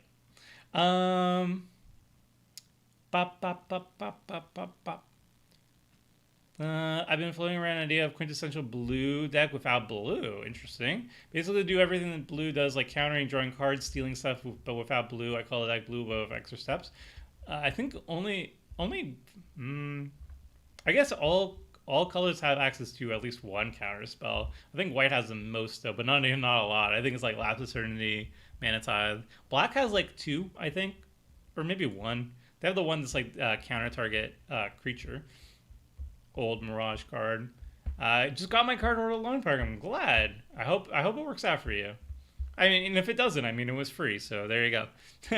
Benefit of playing with viewers, we all get why you may need to leave. I mean, I never left because the game was just boring. but this might be my first time. Rafiq was my first Voltron style deck. I have played against a lot of Rafiq decks. That was also one of the most popular ones back in 2011 when I started playing Commander. There was a lot of Rafiq around. That was like Rafiq and Uriel were two of the most popular ones in my play circles. I had a Galto Voltron deck, and I think it had the shortest life cycle of any Commander deck I made. Yep. I'm sure you answered this. Do you have a deck list? I just built a Toshiro deck. Yeah, I got you. This is the one I'm playing right now. It's $100. I have a $50 version of this too. Oh, okay. I have a $50 list of this too, but it is not the one that I've been playing right now. I'm thinking Mardu, where you get counter spells like Power Blast. Yeah, that could work. Hey, Tomer, how do you feel about the increase of power from standard and commons like Veil of Summer, Drowned in the Loch? How do you feel about the increase of power from standard and commons? I feel like they're good. I don't know. They seem fine. I think Veil of Summer is nonsense, but I don't know. I don't care about the rarity of power. I just wish none of them are Broco. Can't forget Dash Helps. Yep. Tuk Jones's turn. I'm definitely going very slow, I must say. Which is not great. There's also all those counter spells that aren't counter spells, like the Fairy's Protection, Wild Ricochet, Imp's Mischief, etc. Luckily, we could play in person. Our LGS is very large. Oh, that's awesome. In where I live in Canada, we're in we call it stage 2, where like you're not allowed to meet up in public places indoors. So no indoor restaurants, no playing at LGS and stuff like that. And when it's good, and I'm glad that we're taking those steps. But it's a big bummer that I haven't been able to play, in paper with people for a long time. It feels like forever.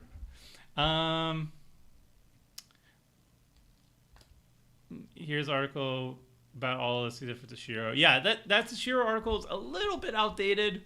I think I did it last year, but it's fairly up to date. There's like a couple cards that I've added since, but I really like Enchantress decks. That's my favorite sub-theme. Really want Wizard of the Coast to print Abzan and Enchantress so I can get my green to my Daxos Return deck. I would say like one of my archetypes that's my pet favorite is an Enchantress. I've been playing it for so long that that it's not my current favorite right now, but it's always been one of my top favorites is Enchantress, specifically Auras. I really like Auras. I have a lot of counter spells, which is really bad. Yeah, that's true. Hey, Tomer, will you check out this deck so far? It's supposed to be under $100, but I own Parallel Lives. Yeah, you can send me any deck list you want to see to Tomer at mtggoldfish.com. I'll check it out at some point. I personally love underrated commanders. I'm trying to build a Kofafid controllers deck, but I'm not really sure about it. It could be sweet. Yeah, I like underrated stuff.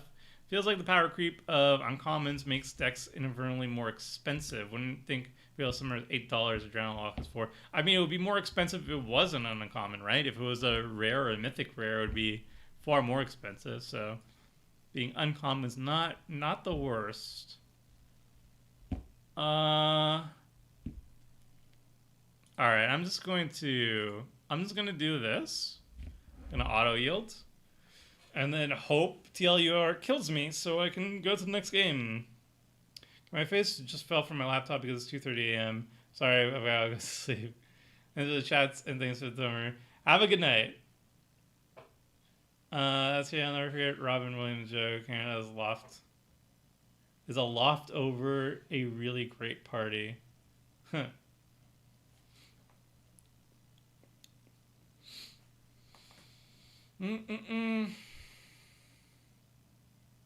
Can we please die to Corvald already? I want to start a new game. Oh wait, he can't attack due to Stonehorn Dignitary.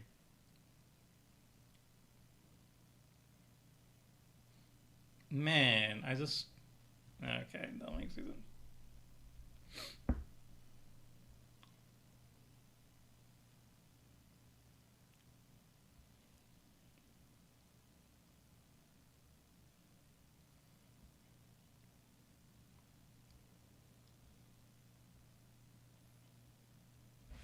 All right. Sorry, my patience is out. This is like an hour and a half of a game that I'm not going to be using. I'm sorry, everyone. I am going to check out of this. I'm going to play a different one.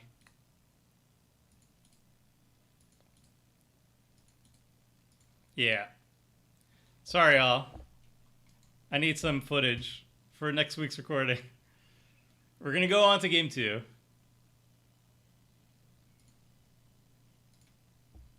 And I'm just going to start it up. Boom.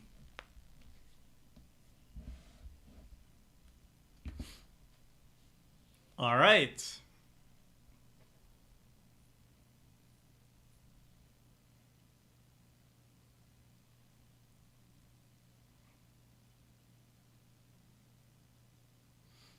Hey, Tomer, just wondering, how did you end up doing MTG content? I've been doing MTG content for like a decade now, where I just started writing. What's going on with this game? Oh, it's this bug again. All right, I have to leave and then come back. Yeah, it's this bug again. You have to leave Moto and then come back. Moto.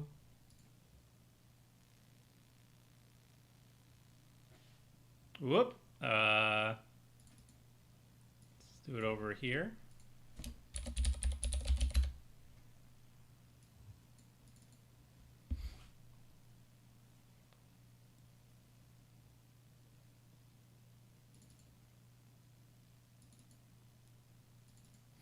Yeah, there's a bug with Moto where you actually get frozen and you can't actually interact with the game at all. And the only way you can update like what's going on the screen is you have to minimize and open up the thing multiple times. Magic Online has encountered a problem. Yeah, okay.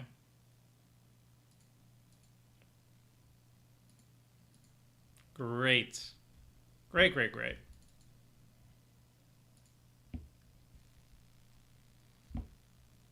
No worries, Afro. No worries.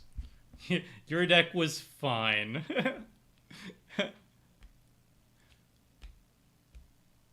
Alright, let's see if we can get into this game.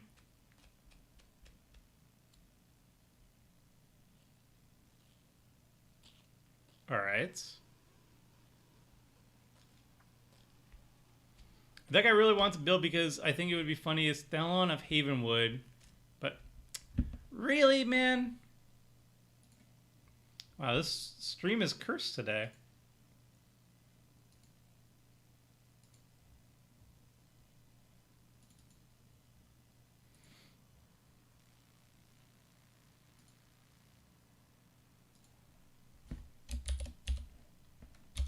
I guess you can see how many characters I put into this, so that's not great.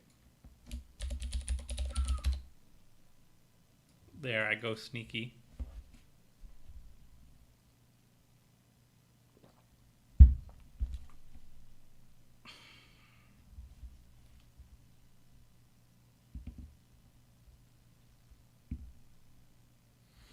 Oh, do we get into the game?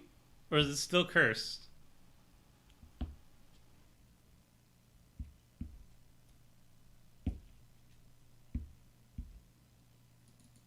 Still looking cursed.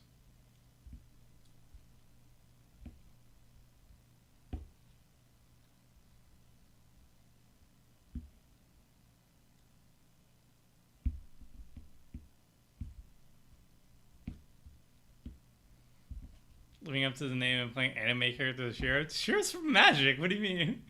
Is there like an anime character named Toshiro too? This game's cursed. Why is this game just... Man, I just want to play Magic. Alright, let's... I can't even leave the game.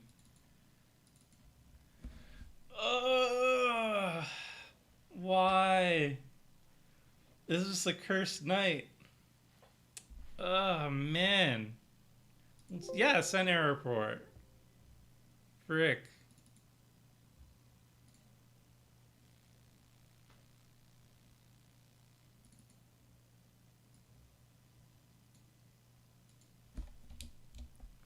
I don't even know what to do at this point. Like each time I get into the game, it just crashes on me. Maybe if I try to like immediately leave that game. All right, we got out.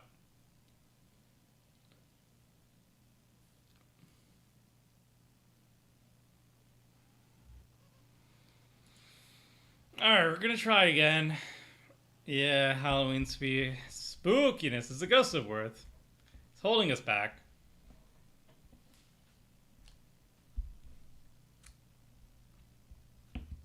I don't know Twitter. How can I submit questions for fish mail? I have no idea. I think they only get it from Twitter, but I'm not. I'm not part of the podcast, so let's give it another shot. Uh, Hopefully it's not the decks that I don't want to see. Let's give it a shot. All right.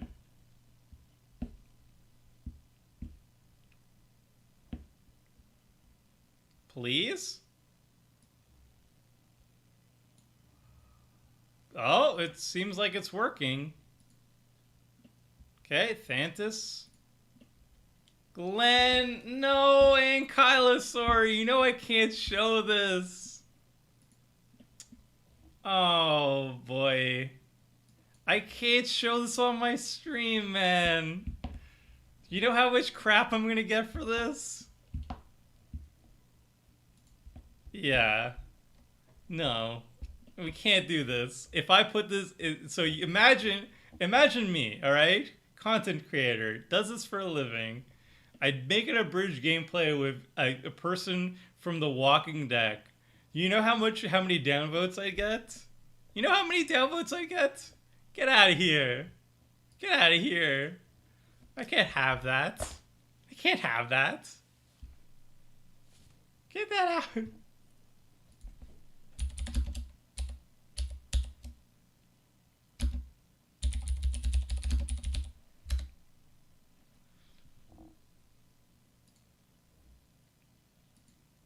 Not like it's not like I personally am like opposed to if you have it you can't play it, but it's like these are for videos. I can't I can't actually have that as a video. It'll just get downvoted and I'll get like man.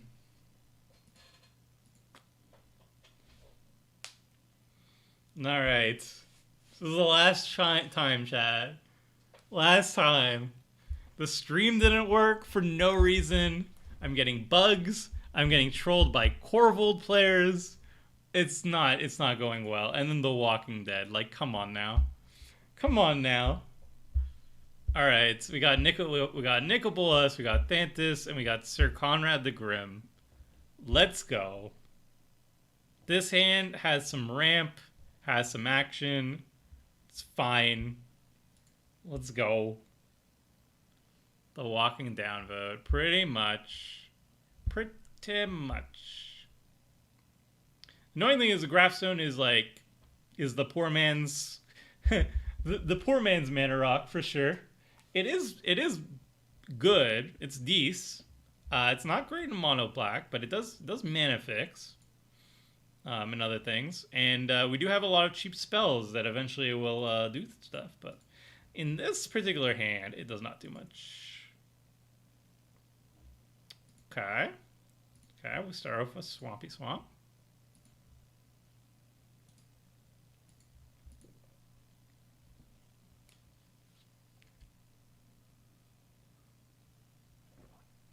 Yeah, it's not a question about if the Walking Dead cards are good or not. It's that these videos, these streams have to get edited and turned into bridge gameplay videos, and I cannot have that. the people on the channel will not like me if I showcased it. That's a big no.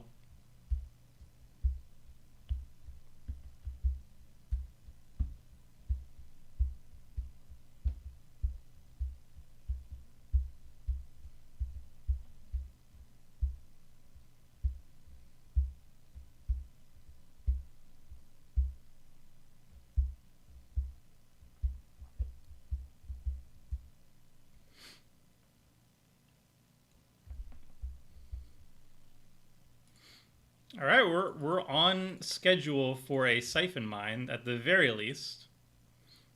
We won't be able to cast it next turn. We'll probably just cast. I don't even know if we want to cast Toshiro next turn when we don't have anything to use with it. It's like better than nothing, I guess. But once we do want him on the battlefield, then we're a little bit. He's vulnerable to removal if we just cast him willy nilly.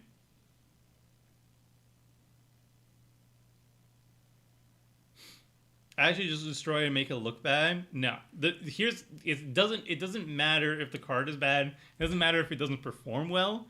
If I have it in the video, just the moment it shows up, I just get like the viewers will see it. It will show up in the deck in the video. Insta downvote, insta close video, insta unsubscribe. I'm not dealing with that. That is not happening. Oh, this actually turns on the Siphon Mine, or the Grafted Corrupt Stone. Okay, I'm down. I'm fine with this.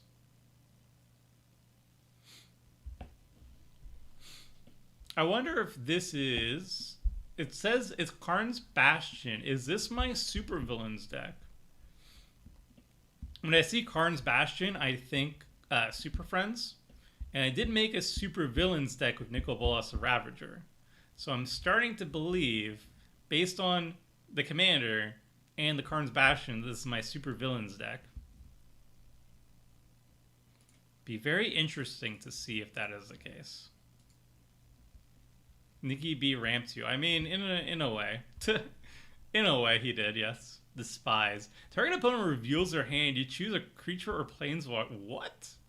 I have not seen this played in Commander, but kind of feel bad for Vanilla and Knus because they both just got double discard. Tomer, what would be your Nightmare EDH group, your most hated commanders? I'm afraid to answer that because then I feel like the next time I do a game, then my stream is going to show up with those specific commanders. So that's a worrisome thing to answer. All right, so we will pass the turn.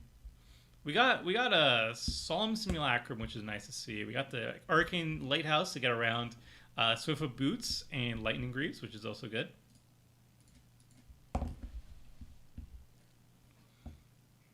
Not bad so far.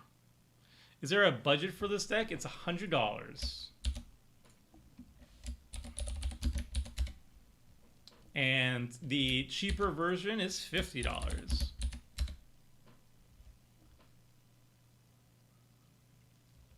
Oh, more discard. Here we go, discarding again. What do we discard, though? I like the cards in my hand. I think we discard the Tectonic Edge.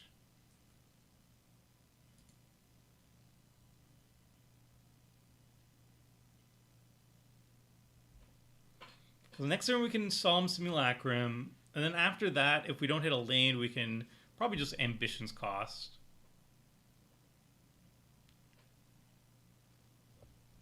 Dark Intimations. Yeah, this is definitely the supervillain deck. This is definitely the supervillain deck. I've never played against my supervillain deck before, but I do have a healthy respect for it. Because once a Joko Hops gets dropped, you are done, so. Later, Silcus Ruin? I'm sorry about saying your name wrong. But later, man. Ob Nixilis Reignited. Yep, this is the supervillains deck. I don't have a lot of Planeswalker removal. Maybe that is something that I should be considering. I don't have a lot of creatures to attack, but we'll see. At least there is a Skyclave Shade that will be generating some pressure on the Planeswalkers, so I will make sure not to kill it, because that would be not good for me.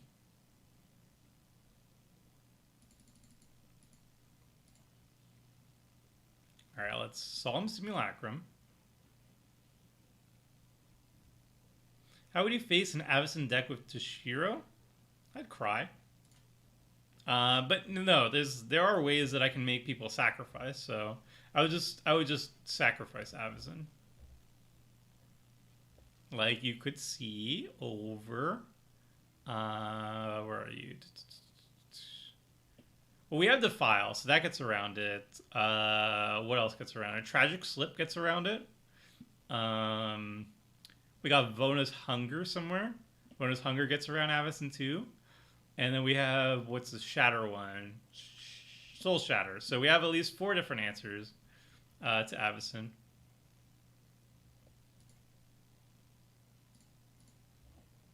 Not particularly scared of Avison.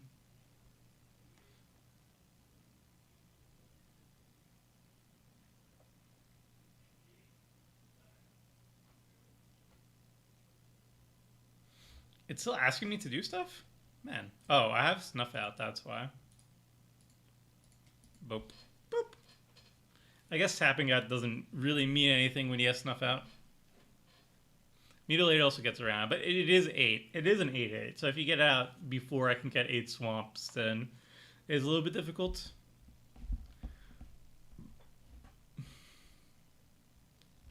So this is Defender Tribal.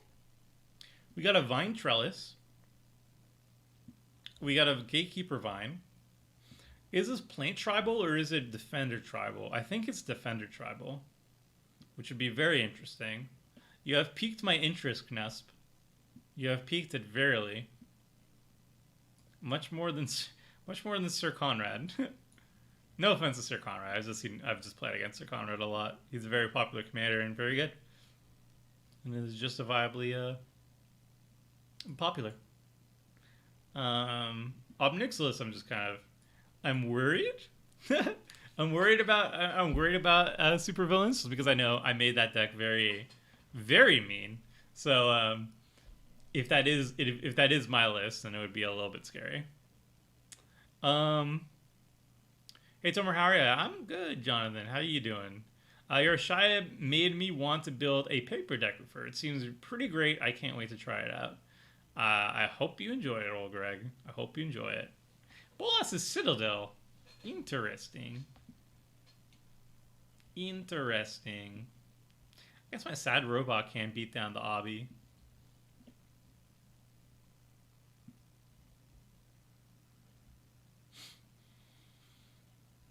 Can I get a link to the supervillain deck? I would have to dig it up, but I did a budget commander on it. Or a budget-ish commander. I don't think I really made it very budgety. Just because playing, like, Super Friends inherently is a fairly expensive archetype, just because it has high collector appeal. So even the bad ones cost a couple dollars. Okay, so we didn't hit... We did not hit a land, so I think we're just going to Ambitions cost and kind of go from there, you know? Feel it out. Draw 3 cards.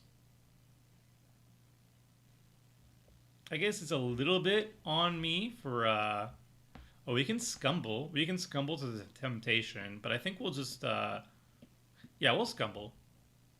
We'll Scumble some eggs. Let's hit Obby. For, 4.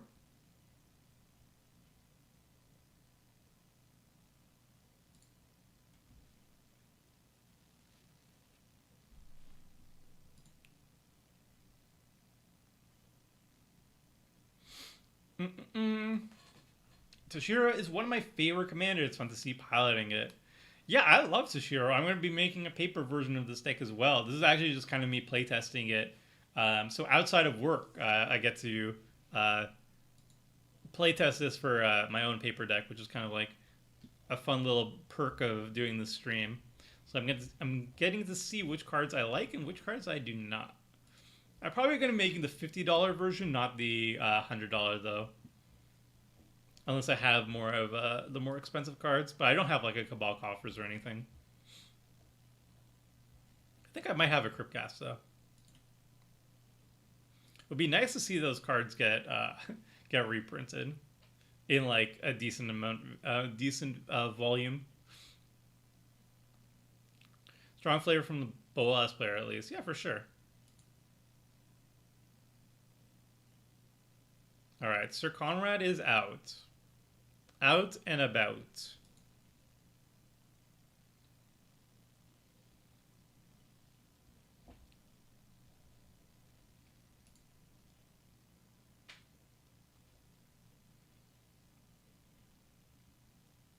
Spider-Boy better be running Fumiko the Low Blood. Fumiko is one of the better ones. Oh, it is. So I think it is Plant Tribal, not necessarily Defender Tribal.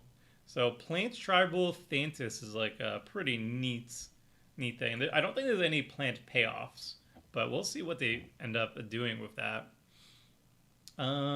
Budget Commander Clash this week was pretty sweet. It was nice getting away from the catch-all staples.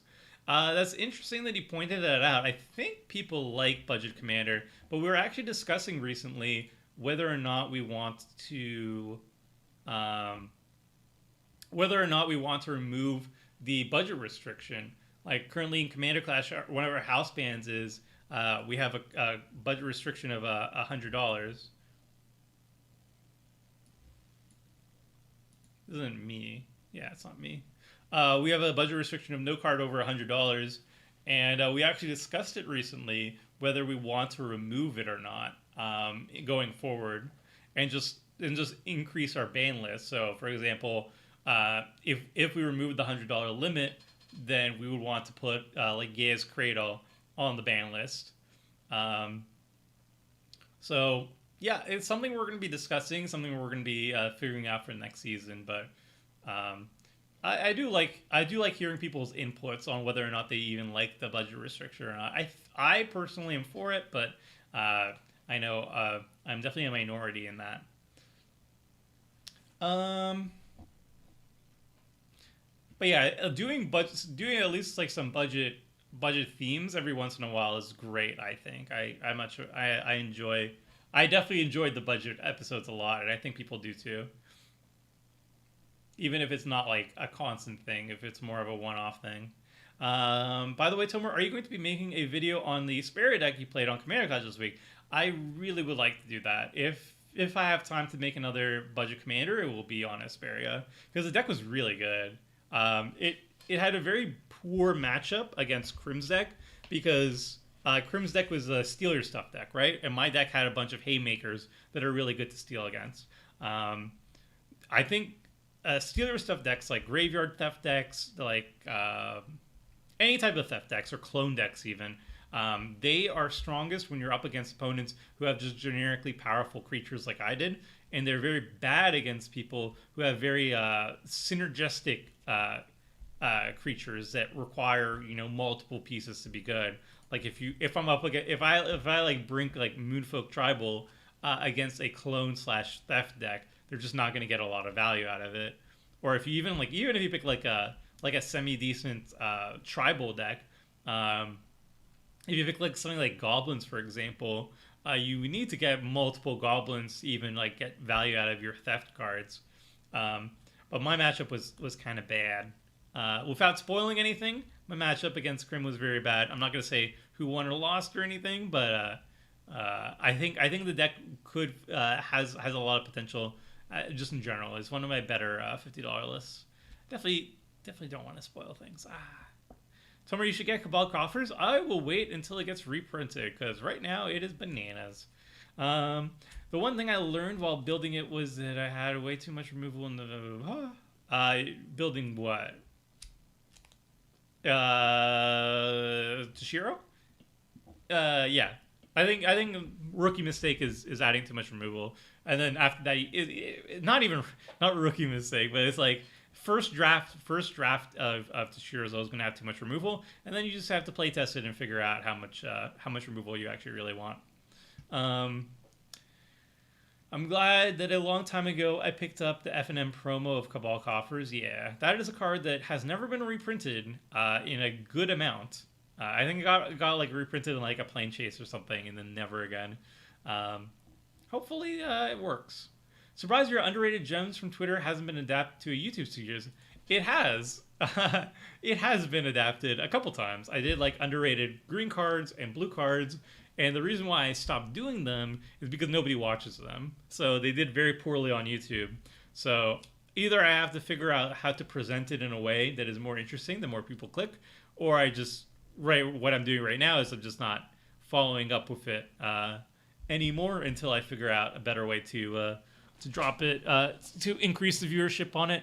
Because yeah, I was getting like 4K, 3K views on those videos, which is just not worth my time. So right now it's Twitter only.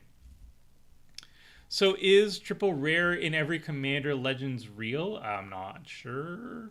I like the budget restriction for Commander Clash, but if it exceeds, everyone needs to follow it. I agree. $100 budget and all the 3 visits played. Yeah, definitely something we talked about that afterwards. We thought it was more like it's more of a joke, right? Like that we have a list and people break it, and it was supposed to be funny, but we found out that the reaction to people breaking the list was very more negative than positive. So don't expect the list to be broken anymore. I think we've all had an agreement where like Wheel of Fortune and 3 visits to Mana Drain will be left out. But like that's what brought up the discussion of do we want that a house ban on those cards, or do we just want to allow those cards to be played? And so next season we might allow those cards to be played. But we're not going to break our own ban list anymore. I feel like $100 a card isn't even a big restriction. You lose out on barely anything. Yeah, I don't think it is a big restriction. I think the cards that have been lost are not really worth playing in the first place for Commander Clash. Like, I don't think Mana Drain, for example, adds anything of value to the games. They just make them more swingy, right? And that's what we're trying to avoid. When we banned like Soul Ring and Mana Crypt, we tried to avoid the swingy, like ultra swingy plays that are just too good and the homogenization that comes with it. Playing like 3 visits is a little bit more suspect because so 3 visits should not be $100 card. But like it does, the $100 limit just naturally gets rid of the more busted cards that I felt we did not want on the show. Like the Mana Crypt, like the Gaia's Cradle and stuff. I like the budget, but episodes without it every so often are fun as well. Yeah, that is the other thing. We have to figure out how we're going to do that. A clever man's upkeep. Okay. Let's scumble some eggs. Okay, we did not hit a land. Maybe I was too hasty on getting rid of the Tectonic Edge. Vona's Hunger. Okay.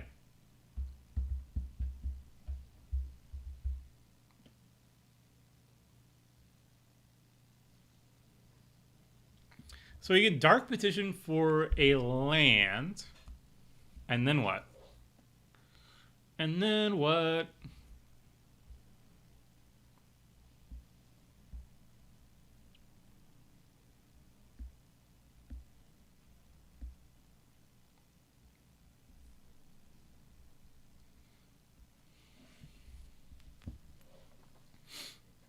Maybe we start with Night's Whisper. Yeah. Start with a Night's Whisper.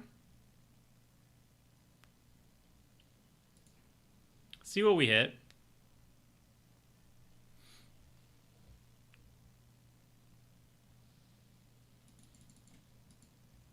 All right, now we Dark Petition for a land.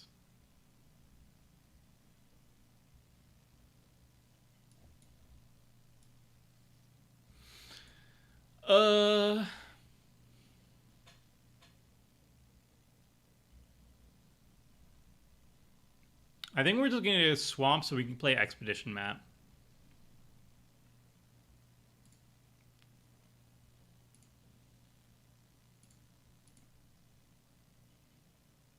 What?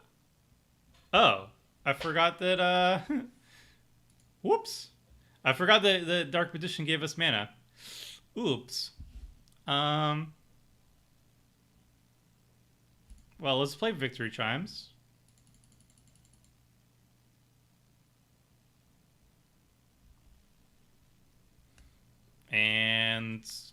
But I guess we just play the expedition map. A little bit awkward, but whatever.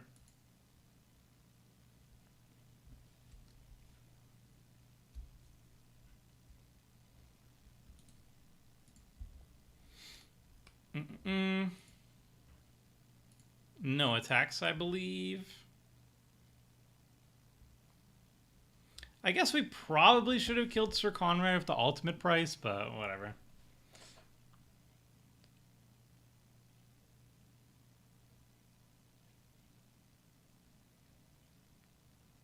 How bad can it be on one turn? I'll have 6 mana.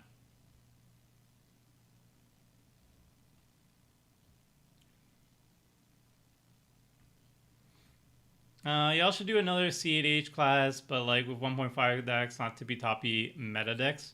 Maybe. I feel like if we do CDH, we want to do it with like good, the best. I mean, I recently sold a Tega, and my deck costs at least $400 each, but that doesn't mean playing the most busted stuff. I enjoy seeing the creativity budget brings, for sure. Is this the budget deck? This is $100. Playing my Toshiro, yeah. Personal opinion only, but I would rather see deck budgets rather than per card budgets or an extended ban list. I mean, the per card budget is mostly just ooh. Creature with power 2 or less. What you gonna kill? Okay, Nightscape familiar. Fine. The $100 thing is more.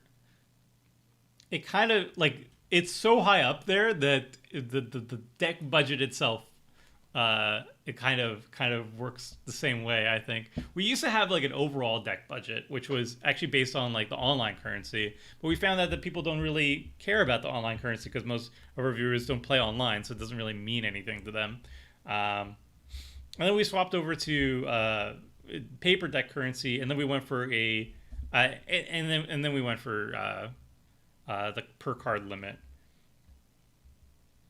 Commend the crew for not playing Ristic Studies, Smothering Tide, etc. as much as I see it in playgroups. I think we run it a good amount. I can't think of a single white deck that we ever built that doesn't have Smothering Tide. It's just well, I guess we got lucky that we don't showcase it that often. I guess I don't know, or we don't run as many tutors as most decks or most playgroups. I would say, mostly because we're building a new deck every single week, so. Filling a deck full of tutors would probably be not that effective for us if it's the first time we've ever played the deck. We hardly understand it ourselves. Ristic Studies, I feel, is played already too much. I am not a fan of that card. I feel it's very boring, especially when people just don't pay the cost ever. It feels bad. I love the underrated series. Watched and shared each episode. I'm glad. I know people like it. People who do watch it like it, but like the majority of people don't watch it, so that's the main issue. I'm pretty sure CL has guaranteed commanders in every pack. Oh, cool. Yeah, I think so. At the very least, like the idea of having the prismatic piper is like you have every opportunity to get a commander, but if you somehow don't, or you change colors or whatever, prismatic piper's there for you. But I think every single one is guaranteed commander. Yeah. Would you do a no budget version of Asperia, or would you think it would be a better commander for like newer Asperia? I think old Asperia is more interesting to me than new Asperia, because new Asperia is a reactive ability that you don't have control over, and it's not necessarily a very interesting one. And she's also very expensive, so like you could draw cards, but you probably won't. She just kind of sits there as a deterrent, and she dies. I like old Asperia a lot more because you can be proactive with it and build a deck around it. Would I build a no budget version of it though? Maybe, but I would try to focus more heavily on like maybe Sphinx Tribal or something like that. I don't know.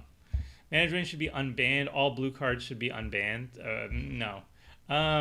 As someone who owns Portal 3 Kingdoms free visits, makes me happy seeing Commander Legend. Yeah.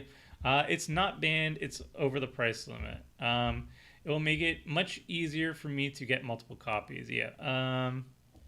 Okay, Soren Markov's a card. Cool. I don't think this is actually. This might be my list. I'm not sure. Um, I love the art of the card you just drew. Don't know what that is. Um, pretty sure no replacement.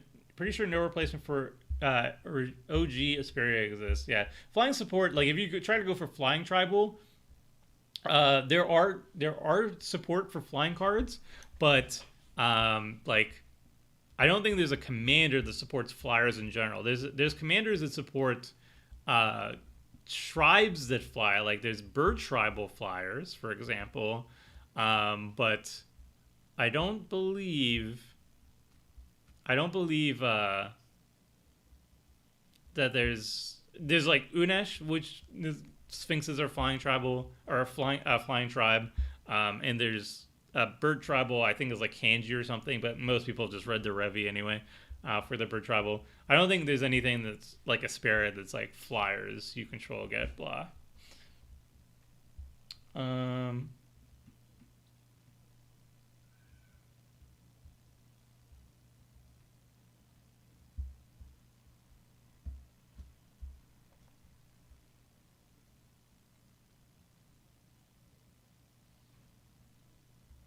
oh, love the. Was it this card that I just drew? Is that what he meant? Bonus hunger?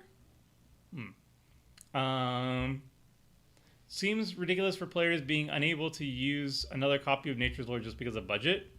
I mean, prices are ridiculous anyway, right? Like the reason why we did what the that okay. I guess if you really wanted to just use Cyclonic Rift, then that's fine. And I guess that is what they're going for. Um, but like, yeah, the reason why we instilled a budget in the first place is we got a lot of comments, at least initially, that people were like, I don't really care about the decks that you're running because they're way out of my budget. So we tried to make the decks more accessible to people by instilling a budget list. So like you could say like, oh, it's just another Nature's Lore. It's not a big deal. But like people can't afford a three visits at right now. If the price goes down, then sure. But like $100 card is a big deal for people, right? So if the viewers are telling us that like they want to have access to the cards that we're playing, and being priced out makes them feel bad, then the budget restriction makes sense. The budget restriction also just had a secondary effect of naturally locking out a bunch of cards that would make the games more swingy and then therefore higher chances of them being less interesting to watch. So like, mana drain. Um, but the primary purpose of the budget restriction on Command Clash was always because the viewers were complaining that the cards are less accessible to them. So I don't really care if the card is bad or not or not powerful. It's more it's expensive. Just so you know, G1 was won by Corval. I don't care. I would be shocked if he didn't. So um, I'm just glad I'm out of that. I think USD paper cost per deck is better. Yeah, the USD paper price is definitely better because most of the viewers don't play Magic Online, so a ticket currency doesn't make sense for people. I like the per card restriction. Tomer, will you do an April Fool's 1 year of no budget deck stream? For sure. Yeah, I'd like to do that. I've always been torn on Corrupted Grassstone as RAM. It's fine. I think it's fine for what it is. It's a budget mana rock that is 2 CMC. I'm happy. I'm not thrilled to run it, but it is fine. It's just like Charcoal Diamond, right? Like it's essentially a slightly worse Charcoal Diamond in the deck, which is also a fine card. It's not an exciting card. I'd much prefer like Mind Stone or Prismatic Lens or whatever that comes into play untapped, but it's fine. It works. One of my goals for Commander is to win the game with a Prismatic Pipers as Commander. You can do it. Corrupted Graphstone is worse than Hedron. Up. No, no, no, no, no, no, no, no, no. It will not get baited. Not taking the bait. Um, Archive is already solid. I am ignoring all that. High Tournament Player wants to house ban Crypt, Vault, and Sol Ring, which are support, but they also want Ancient Tomb gone, which I'm against since I feel it isn't nearly as powerful. What's your opinion? I think you have to figure out.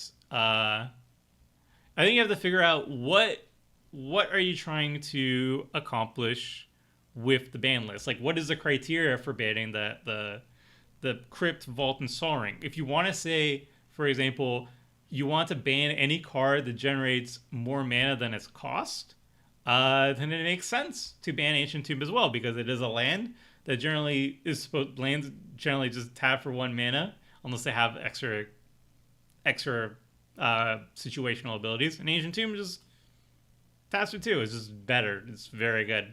It's a very good land.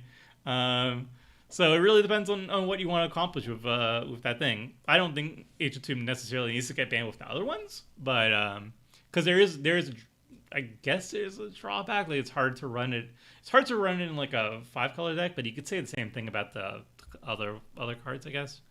I don't know. I wouldn't be opposed to banning all of those if you want to ban those. If you want to ban Crypt, Vault, and Sol Ring, I can see the reasoning behind.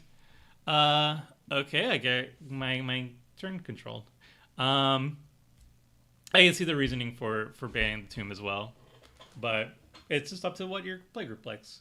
Hey Tomer, have you tried to build a King Makar deck before? You are in luck, Thomas, because I did exactly that. I built a Makar deck that was very sweet. I actually loved it very much. Budget Makar, and now that I have my turn stolen from me, I have time to showcase to you the deck.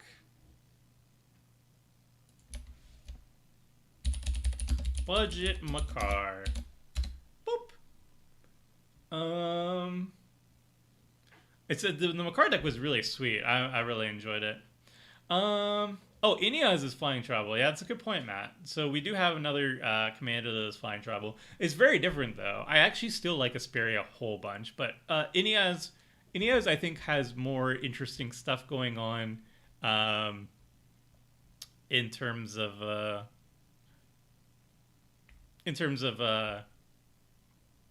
just having like cool theft effects and whatnot that you can build upon as well.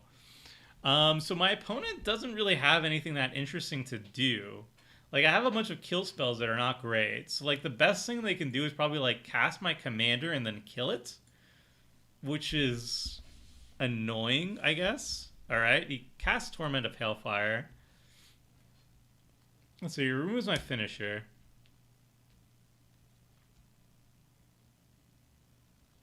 Oh, our opponent is at 11. That's not nothing. So I guess Torment of Hailfire could have... Well, I could have tormented for 4, 5, 6, 7 mana. X equals 7. So he could have... No, he would have discarded his hand. Discarded his hand or kept like 1 or 2 cards. So that's good. Kanji is bunked on M2Go. Ah, that sucks. Because a lot of people seem to just hate getting infinite at all. I'm not sure what the hate is for infinite combos. I much prefer infinite combos over Voltron. As I said before, I much prefer when a deck wins the game by killing everybody at once, so you can all start the game again. And infinite combos end up doing that a lot, so that's good. 5 CMC is the highest cost, isn't searchable with only 2 interchangeable parts. Okay. As you can guess, Summer Kovo came out and won in the yes. When will you guys do another Super Friends week? I know the last time you did it, Doubling Season was banned. If you do it again, you should prep a ban list for certain walkers. I'd like to do Super Friends again. I'll bring it up. Jumpstart, Jin. Most of the rest is searchable.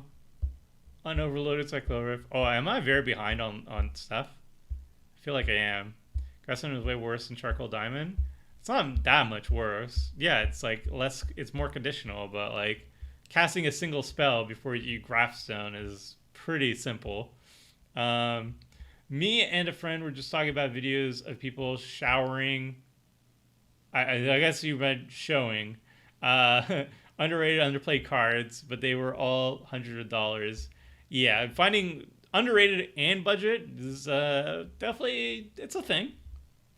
Um, Man Clutch is my favorite EDH comment. I love the banners. I appreciate it, Ellie. I'm glad you like it. I think Grassland is worse than Temple Falls God. It's basically unplayable. Oof, I definitely don't agree with that either. Um, when we're in the Bandlands, play Loxon. Yeah, I mean, whatever you want to do. Guess good thing about Inyaz is that you can swap out for Asperia whenever you like.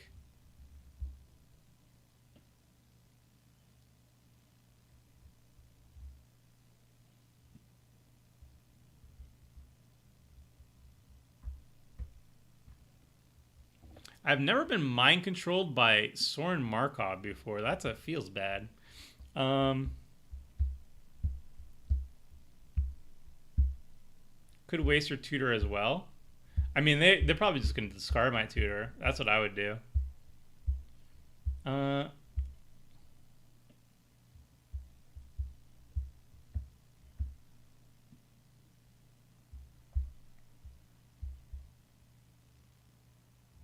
yeah, there's the die box tutor. I'd rather have at least one infinite combo in the deck. You need a way to close out games if games drag out for exact. That's how I feel too, Ryan. Uh, I like infinite combos as a way to finish games. I think games can drag on way too long. After like the 2 minute mark, after the 2 hour mark, my brain starts checking out, and I really want a break, essentially. And I know a lot of people feel the same. Like at some point, a game needs to end, and combos are just a good way to actually end them. 2 card combos are kind of lame, especially with the commander. I mean, I like yeah. The thing is that the thing is that it's not the combos are lame.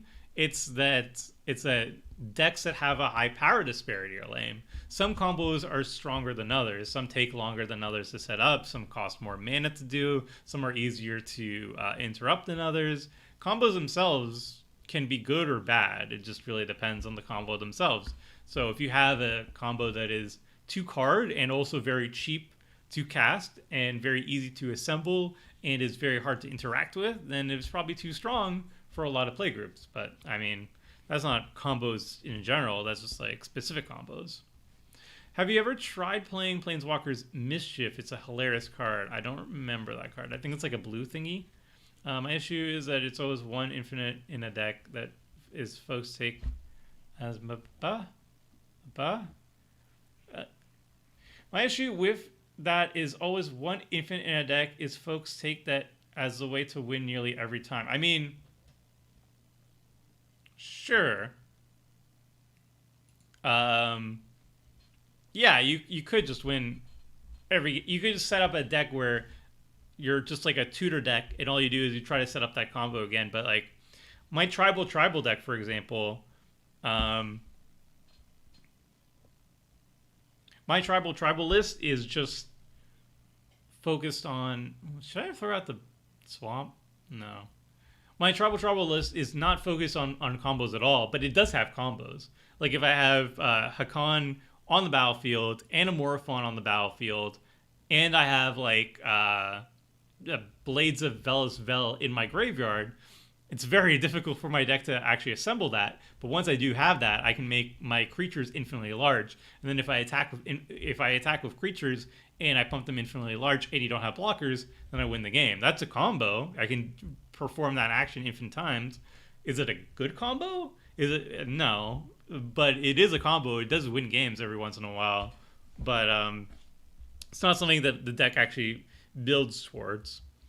I also have another combo that involves Turn Timber Ranger and Arcane Adaptation, where you choose Arcane Adaptation for allies. So all the wolves that the Ranger enters the battlefield with are allies that trigger the Turn Timber Ranger, so you make infinite number of wolves and infinite +1/+1 counters on the Ranger, and you can win the game if you have like a haste effect, for example. But again, don't really have a lot of ways to set that up. It's a lot of mana. I do have tutors that could find the pieces, I guess, but you need a lot of mana. You need a haste outlet. You need a lot of things to go your way. So, but I have both of those combos because later on in the game, once I've seen like half my deck and I have a ton of mana, I can assemble those and win the game. But it's never something that my deck ever shoots for. And I played the deck a lot so far, and at no point have I just like comboed out of nowhere really quickly and won the game. Nor can I even set it up very quickly. My obnoxious value decks usually have infinite combos and infinite. I thank you, Hunter. Please, always have for your Dirtly value engines. Always make sure your Dirtly deck has a way to actually win the game, because nothing is worse than watching like a Simic player, for example, draw a billion cards, go through the motions, just to take like 50 different actions per turns and just, kill everybody, counter every other spell, and then not actually win. You got to win the game somehow, and having like a nice combo in your deck is a good way to do that. Honestly, I don't... Honestly, I don't really want to ban anything. They're talking about it, and if we need to ban something, I'm okay with those. But the amount of times I almost killed myself using his Tomb is comical. That I just whatever group likes. Found a Japanese Sasuke deck at my Walmart for $59. Nice.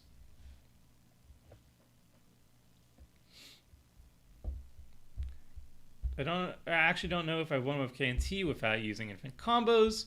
Remember when the crew gave Tomer flat for playing Kiki combos? I played it twice, and they've never let me down on it. Given your thoughts on combos, what do you think about when the game effects like approach the second sun? I'm fine with them. Again, I don't care about combos or you win the game effects. I think they're good. I think having win conditions in your deck are necessary for the sake of my sanity, so you could just end the game at some point. The real question is power disparity. How strong is your deck relative to the rest of the table? If your deck is too strong compared to the rest of the table, then it's a lopsided game and it's not as interesting for the rest of the game for the rest of the players. That's what I mostly focus on. I don't care about your way of playing the game. I care about the power disparity, and as long as you're trying to everybody's aiming for the same power level, the games are interesting to me. This game is already done, man. Ah, boy. So we just had 2 bad games in a row. I think, man, I really hope what's happening right now isn't that, like, since these are all viewers, right? These are all viewers trying to jump into the games. I really hope that the viewers aren't bringing decks that are specifically working against my deck. Like, that would really feel bad. And I've had that experience in previous streams where, like, I'll bring a deck, like, here's my mono red deck, and somebody, like, I just see a lot of Enchantress for some reason and that my deck can't deal with. And I'm kind of getting that vibe again. Kind of getting the vibe that, like, you bring a bunch of Planeswalkers and black deck can't handle it, and it's not great. Ah, man.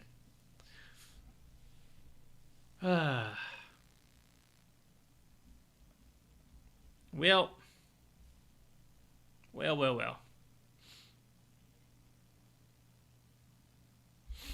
It is kind of interesting that a clever man is already at 3 life, so they have to figure out like a way to win this turn cycle, which I assume they have a way to win this turn cycle, or else they wouldn't be doing all their shenanigans right now, or they have a way to generate a ton of mana.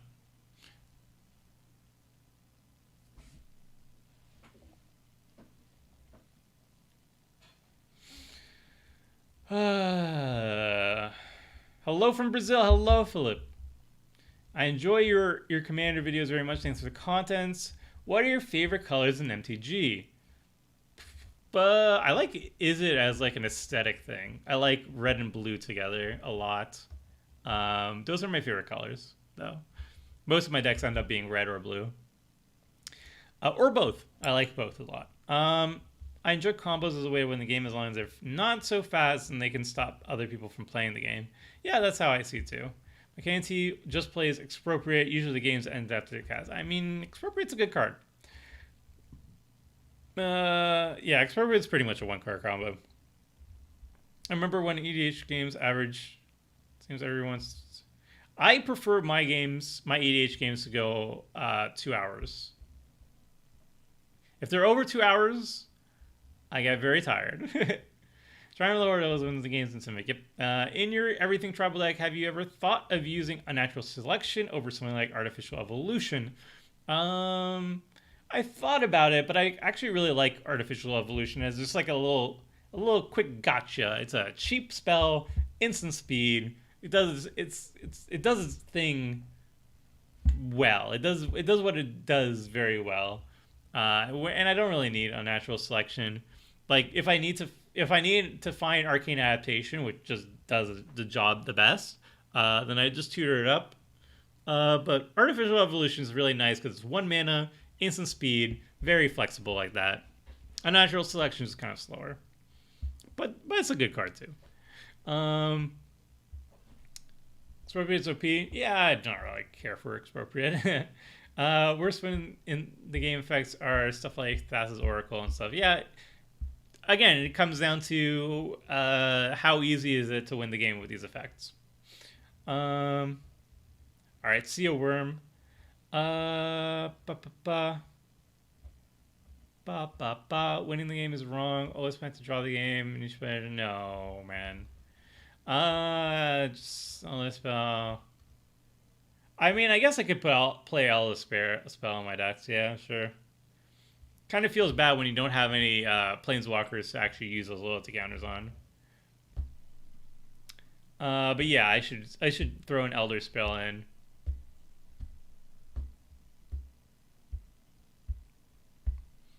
All right, this kind of sucks. I don't think I have any good footage for. Yeah, I don't have any good footage for the bridge gameplay, so I guess I'll have to figure something out for next week. I don't know. I guess I might have to do I'll either have to do another stream, or I'll have to do it or I'll have to do just a private recording and see if maybe I can play against randoms. Because this is definitely, it feels bad.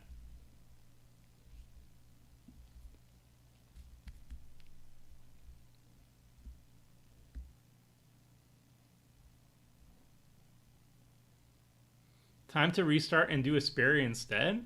I mean, I wanted to showcase Toshiro. Like, that was the thing. I did a poll, and people picked for Asperia for Toshiro to be the deck that I showcased.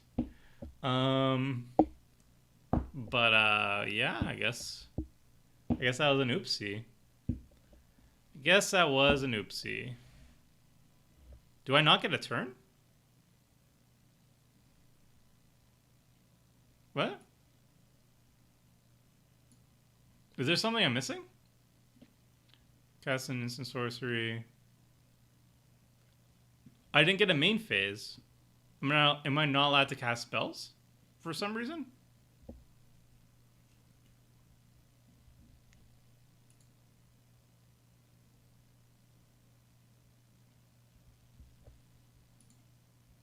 All right, that was weird.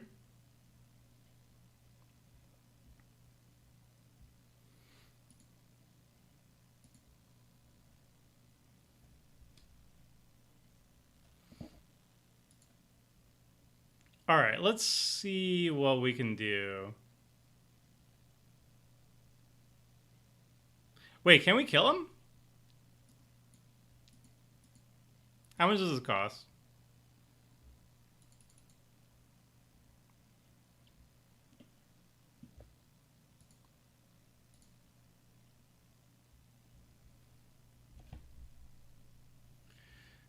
Okay, so we killed the sprouting.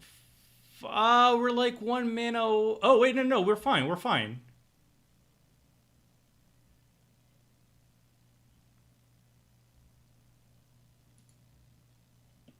I think we're fine. We just kill. We make him draw 2 cards and die, right? Is there any more mana efficient way we can do this? Life. You draw.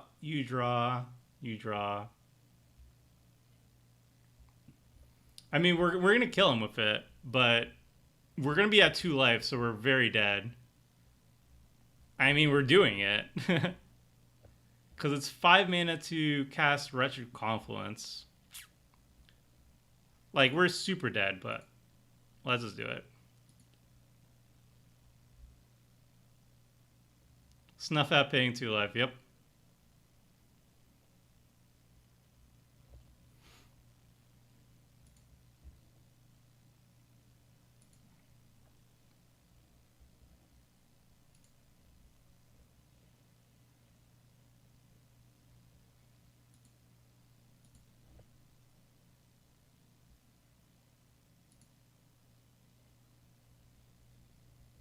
Do we have a creature in our graveyard?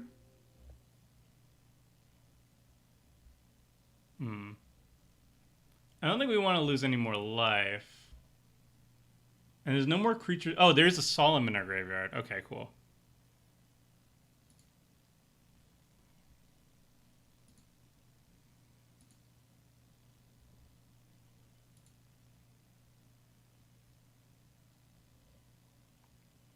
All right, that was interesting.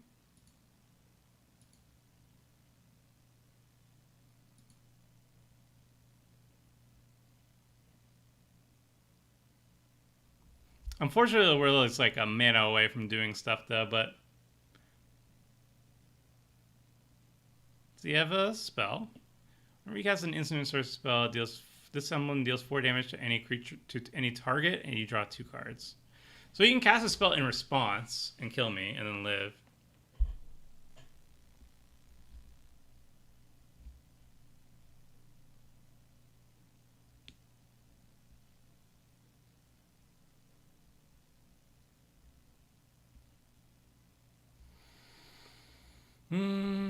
Did you have yield until my next turn? Set on your combat phase? Maybe.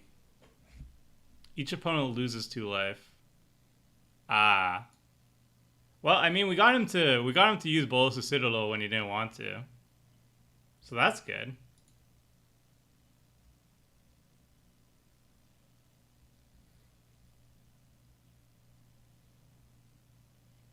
Yeah, I think I might have to start like a Discord or something for a group, because like these games have been, they're usually not an issue, right? Like usually I run a stream and it's fine. Even if I get like meta'd, it's fine. But like I can't have a full stream where I don't have a single game that I can use as footage, right? Like that's a wasted stream. Like this is work for me. So this kind of sucks. I'll be honest, it kind of sucks. Kind of feels like I just wasted 4 hours of my life. And I have to do it again. So, 'tis the life of a content creator, folks.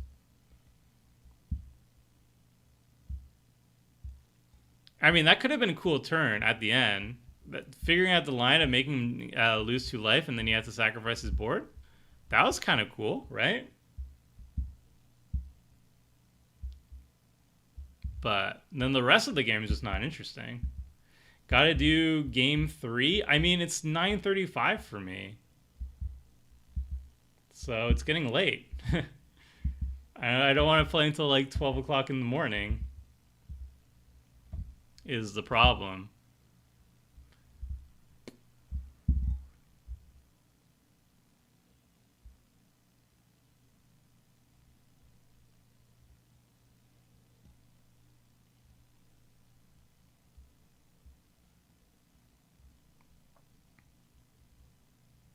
I mean, it did start late, Matthew. That's true. It did start late. I think the games actually started at like 6:35 or something like that, because it took me like half an hour to get the stream working because of technical issues, and then I did like the straw poll and stuff. But yeah, these games are kind of sucky. And like most people bring like chill decks and stuff, and it's fine. But like, yeah, sometimes you just get like mana cryptid and yeah, Corvul did. All right. Okay, so this stream was a bit of a wash. I don't want to go into another game and be tilted.